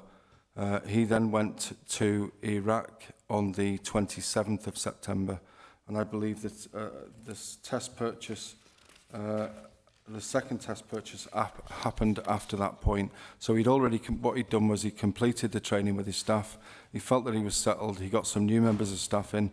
The girl who made the first failure of test purchase, she'd by that time left. And then, so he'd already pre-planned to get married. I don't think this is something that he would just decide in a week that he was going to get married. So the wedding was pre-planned. So he'd gone to Iraq to get married, and he's still there. But whilst he was there in Iraq, he then found out what had happened with the second test purchase.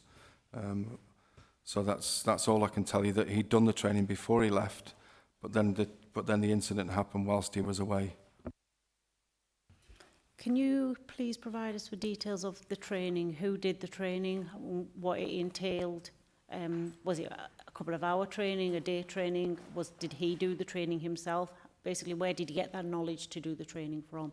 Or was it an external body that came in to do that with him? So we provided the training books. I'm sorry, because it's something I can't really send as an email. There's an age verification and product training logbook that we provide for all the staff in each shop is bound and paginated with a label of the name of the shop and the license number on the front cover. So it can't be reproduced by another company, another shop. You're not meant to take it somewhere else. It's just meant to be for that shop, and it's all in date order. So basically they get asked, it's a self-test, they get asked 25 questions in relation to age verification and product training. And then there's further chapters in the book that include sections for cigarettes and then products, basically age-restricted products and in terms of what age they have to be. But each license is separate. Obviously, it's very difficult to make an exact training book for each shop that's bespoke to that license, because each license was written at a different time by a different person. So it's like having a car with a different engine.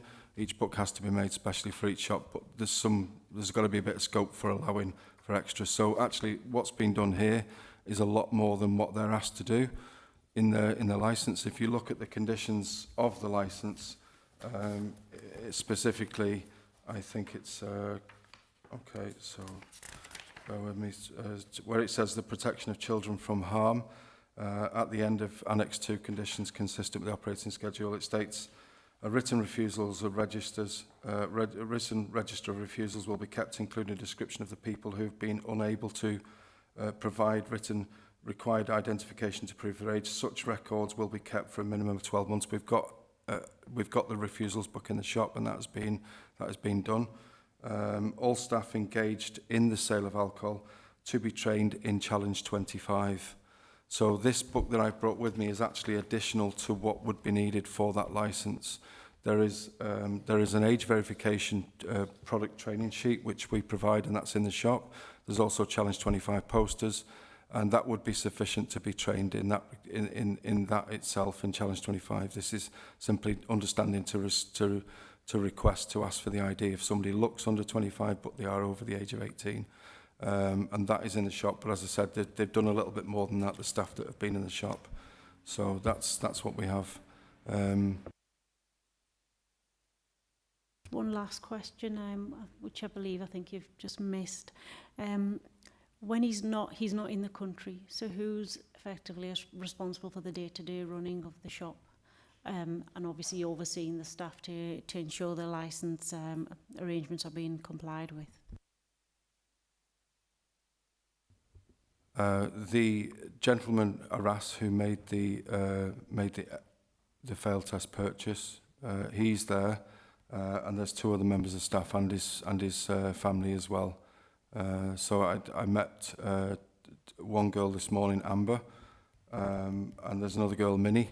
I think she's currently away, but she's also there with them. So I think there's maybe 4 or 5 people there working with them at the shop.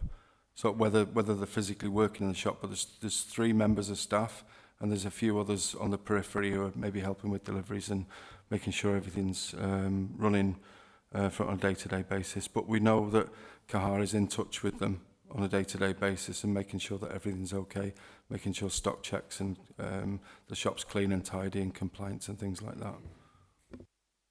So are you saying Arras is the gentleman who would be effectively the manager? No. No, I don't know.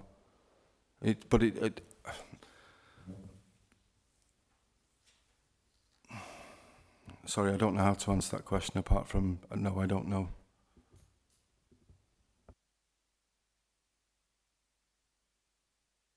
I've just got one small question. Did Mr. Mohammed inherit the staff from the previous business owner?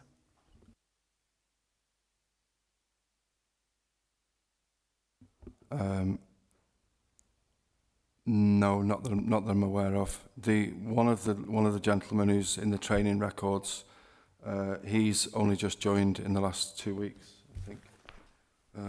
I'm not sure how long Aras was there, and then Gahar as well. So Usama is now there, Usama Bashir. He's only joined on the 1st to the 10th.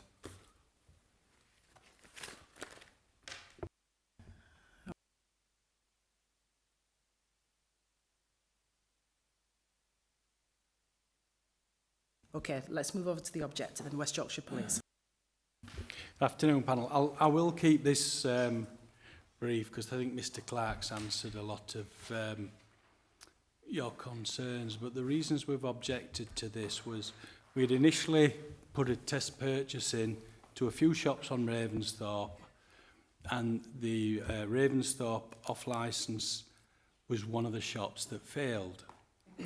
Our immediate actions there now with all the shops that had failed, we then got in touch with the DPS and explained what had happened.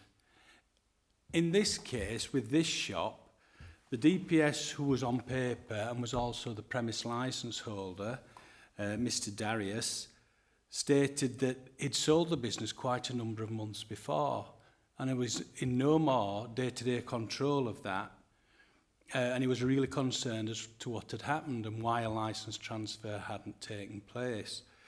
We then explained to him that even though he'd sold the business, he was still in day-to-day control of that business as far as the alcohol sales were concerned.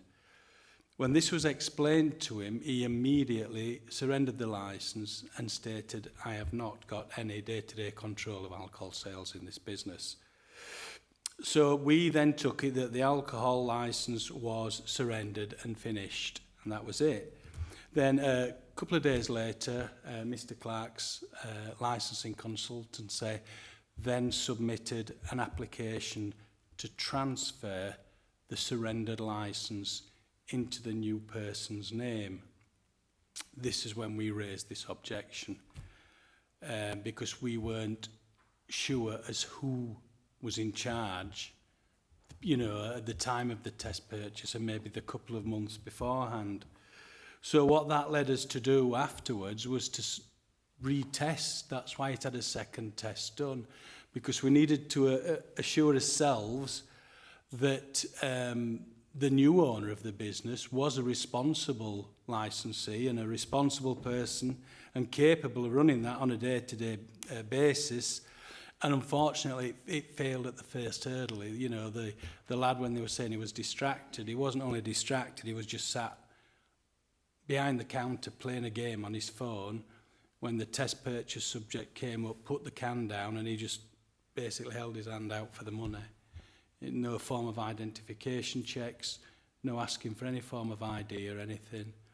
As soon as the test purchase subject left the shop, the PC Jagger went in, identified herself, and told the gentleman behind the counter that, again, the shop had failed a second test purchase. However, we are still unsure as to who the owner of the business was on the date of the first test purchase. That's why we brought the second one in, just to test the new owner. We've not been given a date for the business transfer. I know Mr. Clark says the business transfer will have been roughly the same day as the licence transfer. Well, I find that extremely difficult to believe, because to buy and transfer a business, it's not like transferring a licence. I think there's a little bit more involved with solicitors and, you know, things like that. I think what this was although I can't prove it, was the business had been transferred a number of months before, but the new owner had failed to transfer the licence across at an earlier date when he took control of the business. So the old DPS, Mr. Darius, was still in place, unbeknown to him, and the new owner had been trading on Mr. Darius's licence, and the premise licence was still in Mr. Darius's name. As soon as we went for it, asking for it to be surrendered, then the wheels of motion were put into place to transfer this licence. And then it again failed a second test purchase. So we do feel that our objection is a strong objection. And that is why we've brought this to panel today, Chair. And that's really West Yorkshire Police's representative today. Thank you. Can you just turn your... Oh, Thank sorry, you. yeah. Yep. I've been making the same mistake all the way through. Thank you. So a couple of questions. Is there a specific reason why West Yorkshire Police targeted Ravensthorpe? Unfortunately, it's not so bad now, but unfortunately over the summer months, when it was being hot, West Yorkshire Police have had a team that's been removing street drinkers from Dewsbury Town Centre. And unfortunately, all it's done is move some of the problem from Dewsbury Town Centre onto Ravensthorpe. And the street drinkers that's been moved from the town were now going down into Ravensthorpe and congregating on the strip where the off licences were. And so we thought we'd test purchase the shops to see how trustworthy they were, for want of a better term. I've actually thought of another question that I probably need to put to Mr. Clark. I know we're sort of in the middle of things, but I just wanted to know whether your client knew about the failed first test purchase. It would be interesting to know. Sorry, I did mention this in my statement. He found out through us because he wasn't made aware of the failed test purchase of the first test purchase by the lady. She never mentioned it. This girl was called Rosie, and she never spoke to anyone about it. She just left. Is that before the second test purchase? Yeah, because that was before the. It was only as a result of doing the transfer that he found out that they'd failed the test purchase. That was genuinely, as far as I understand it, what happened. Because it was actually my mum that submitted the application, and I remember when she first spoke to me about this, she said, "I can't believe what's happened. I've just told them that they've failed. Did he understand they failed the test purchase?" And he was apparently shocked. So I'm only telling you from third person what she told me that happened, but that's how I remember it. That we were told. I don't know how that transpired through the office, through the licensing department, how they told my mum. But she then told the applicant that they'd failed and he didn't know. And he basically asked her to come in and have a chat. They would get a phone call, and then this girl just never worked there anymore. So. Sorry about that. I'm jumping all over the place, aren't I? The other question I wanted to ask was around... So Mr. Clark has sort of said that where there's a failed test purchase, sometimes there's a different way that West Yorkshire Police might deal with things. So I'm just wanting sort of your experience on this. So if, putting this transfer application aside, if a test purchase was done and it was failed, what would West Yorkshire Police normally do in similar situations? There's a number of things, really. It all depends who's made the sale. If it's the DPS themselves, then we would go for a licence review to remove that person as DPS. If it's a shop worker, for want of a better term, a person who's not got a personal licence and they're just employed in there, then we would request that the person who made the sale sits with myself and PC Jagger, and we go through a small presentation on age-related sale products. It's about a 15-minute presentation. And we also work with the DPS and the licence holder to say, you need to beef your training programmes up. This is the first time that I've ever had to do this, and the reason being is because the licence was surrendered as opposed to going straight to transfer. So yeah, it's quite unusual, this situation we're in, and a normal purchase failure doesn't result in prosecution. It would only result in a review if it was the DPS, and even then that would most likely not happen. We would go through a training procedure with them first. But if the shop or a business fails within, say, within 2 to 3 months, then we would go for a review, because there's obviously something lacking in there. Is that why you're taking a hard line with this? No, we're not really taking a hard line, Chair. What's happened is the failed test, the initial test purchase happened, and we got in touch with the existing DPS, Mr. Darius, to say, look, this has happened. You know, we need, you know, we can come and give you some training. We can, you know, get your staff trained. And he just turned around and said, I sold that business months ago. He says, I am not in day-to-day control of that business anymore. And I says, well, there's been no transfer put in, so the best way forward for yourself is just to surrender the licence. So as soon as the licence was then surrendered, Mr. Clark's team then put the application in to transfer the licence. Really, when the business was sold, they should have transferred it months ago. But unfortunately, we don't have a date of when the business was actually sold. So that's why it's come to this position, I'm afraid.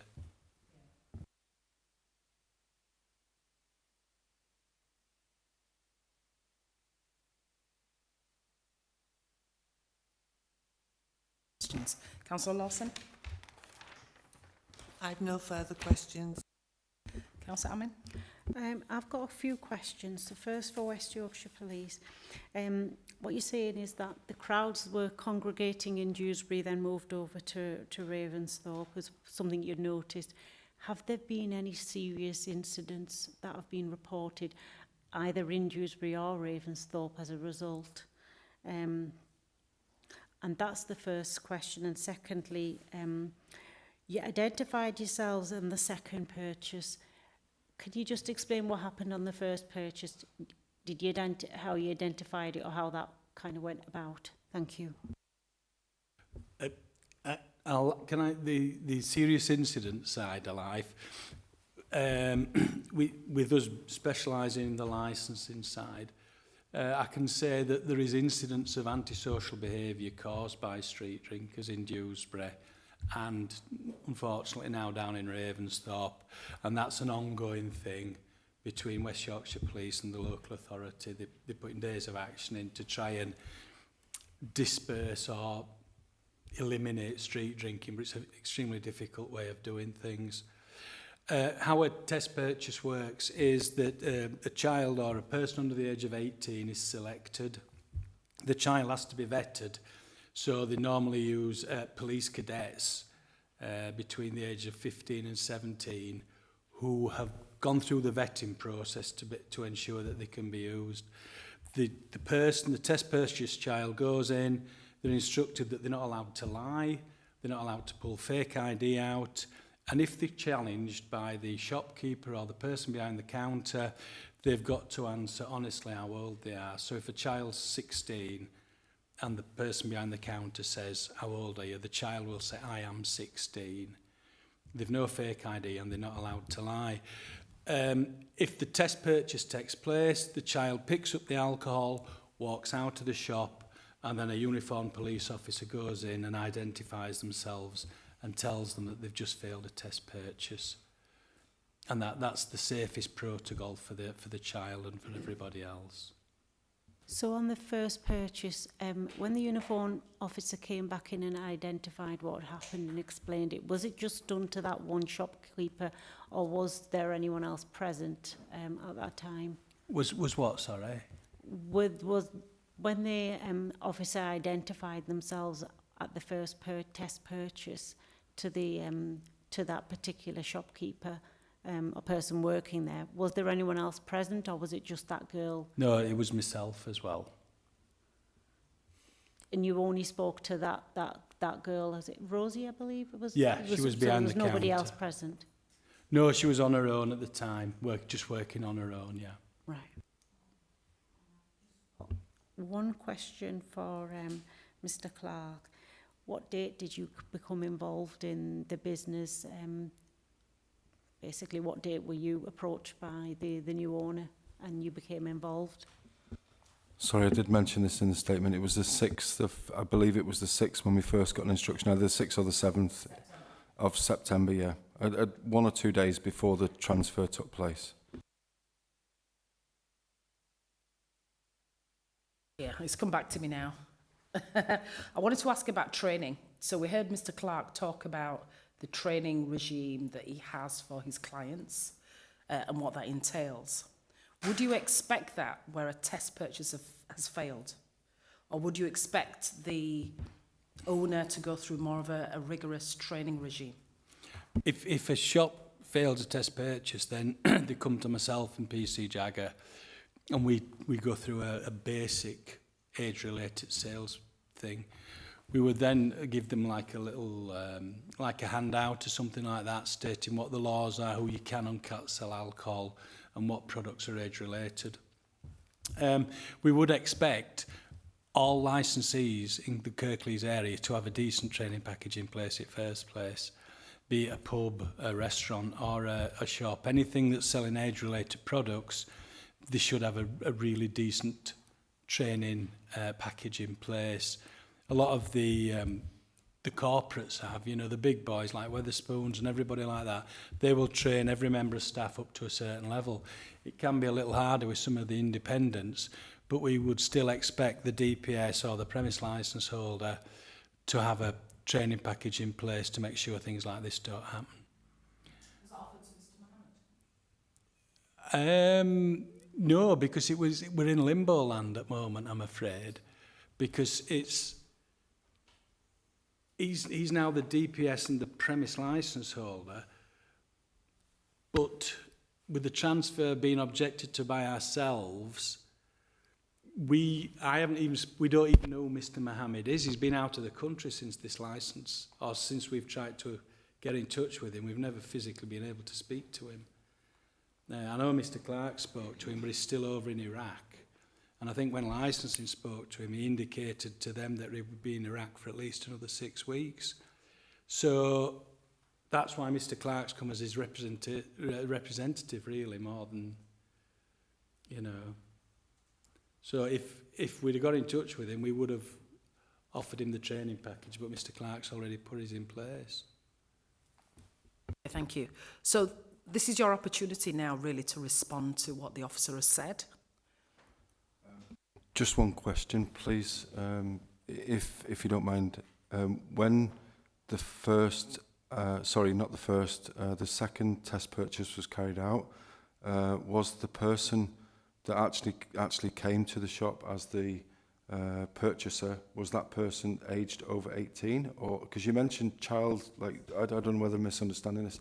Did a child? Do you engage with children to do the test purchase, or are those people over 18 but under 25 in order to test challenge 25? Sorry, no. It was the child in question was 16. We don't use adults. I know what you're saying, the 18 to 25s. No, we would only legally use people under 18, so it is an offence. It's not an offence to sell some alcohol to somebody that's 21 if you've got a challenge 25 policy in place. So they are police cadets under the age of 18. Okay, thank you. No. Only that the photo that I saw, the girl looked about the age of 18. The one I've got the photograph of the second test purchase. To be honest, I wasn't really that interested when preparing my work.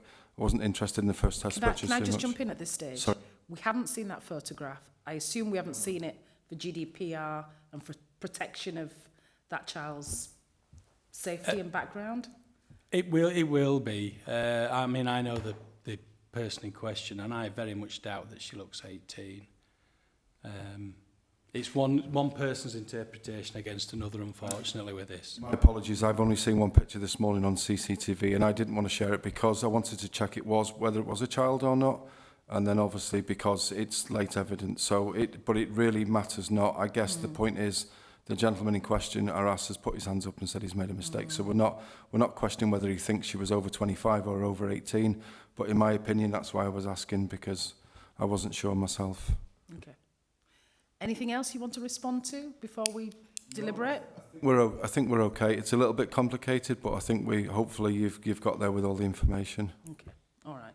So we need an opportunity now to consider what we've heard and to make a decision on whether to grant or reject the application, is my understanding. So can everyone just take a seat outside while we do that? Thank you. Sorry, sorry, did you allow me to No, I make a didn't. summary? I apologise. I didn't allow everybody to sum up. Sorry. Let me go back a couple of steps. Okay. So we get an opportunity to sum up. So if the licensing officer would like to sum up first. Excuse me, Chair, the original premises licence for Ravensthorpe off licence was granted on the 27th of October 2020. The panel has received a lot of information from both parties, but West Yorkshire Police carried out a test purchase on the 30th of August 23 with an underage test purchaser, and they failed that. With them failing the test purchase, they contacted the premises licence holder and he cancelled and surrendered the licence on the 4th of September. Under the Licensing Act, Chair, if that has happened, the licence has been cancelled and surrendered, they can apply within 28 days to get the licence reinstated. We in licensing then sent out the application for transfer for consultation to the West Yorkshire Police, and they came back with an objection. A further test purchase was carried out on the 27th of September, Chair, and they did fail that as well. Thank you. So it's for you to make the decision, Chair. Over to the applicant's representative. Thank you, Chair. So in summary, as mentioned previously, a licence, sorry, my apologies. The decision to reject or accept the transfer is placed upon you under Section 42 of the Licensing Act.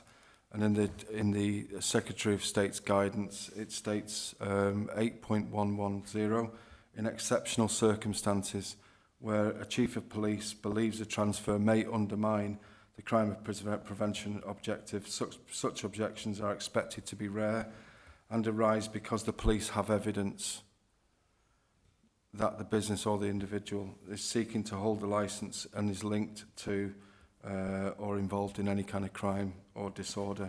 And the authority's consideration would be confined to the issue of crime prevention objective, and the hearing should not be permitted to stray into other extraneous matters.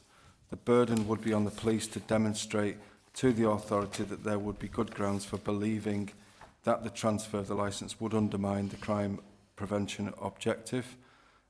It is stressed, section 8.111, it says it is stressed that such objections and therefore such hearings should only arise in truly exceptional circumstances. And it goes on to state, if the licensing authority believes that the police are using this mechanism to vet the transfer applicants routinely, we know it's not routinely, but and seek such hearings as a fishing expedition to inquire into the applicant's backgrounds. So this shows you from the Secretary of State's guidance that this shouldn't be determined as a way of saying this is a fishing expedition. It's a simple matter of can we transfer the licence, and it is an exceptional circumstance. In my opinion, it's not. There are other avenues to go down once the licence is granted. And there's lots of opportunity for us to work with the police to either remove the alcohol for one from the shelves until the applicant gets back, to come back and offer to do more training with the applicant and the police together, to voluntarily offer conditions to work with Richard. But I think it's unnecessary to reject the application today. I think there's much more can be done in the future. Sorry, can I just get some clarity? My Sure. understanding it's either reject or grant. Or grant. There are no conditions we can put on. No. It's reject or... That's it. This is why it's very, very difficult to say if you don't follow these rules, it's either one or the other. And because it was surrendered, it must be re-surrendered, which means it's falling outside its 28 days, which means the licence is lapsed. So there is no licence if you say rejected, apart from the 21 days that they would have to object to then appeal against this decision that you make. Right. That's why I think that there's other avenues that we must pursue. I'm going to get some advice from my colleague to the right. Okay, that's the end of my summary. Thank you. Okay, thank you. What's your please? My summary is, it is a brief summary. Mr. Clark said exceptional circumstances. I've done this job 20 years and this is the first time I've ever objected to a premise licence transfer, so it is an exceptional circumstance. The water's been muddied quite a lot on this because nobody can seem to find out the date that the business was transferred. The previous premise licence owner and DPS, I believe him when he said that he'd no more day-to-day control of the business because he'd sold the business and he thought the licence transfer had gone through, and that was the reason why he surrendered the licence. It wasn't the fact that the shop had failed a test purchase, it was the fact that he was still being held responsible for Mr. Clark's client's actions. I'm not in a position to say who was in day-to-day control of that, who was actually in day-to-day control of that first test purchase, but we can say that Mr. Clark's client was in day-to-day control of that business when it failed a second test purchase within the same month.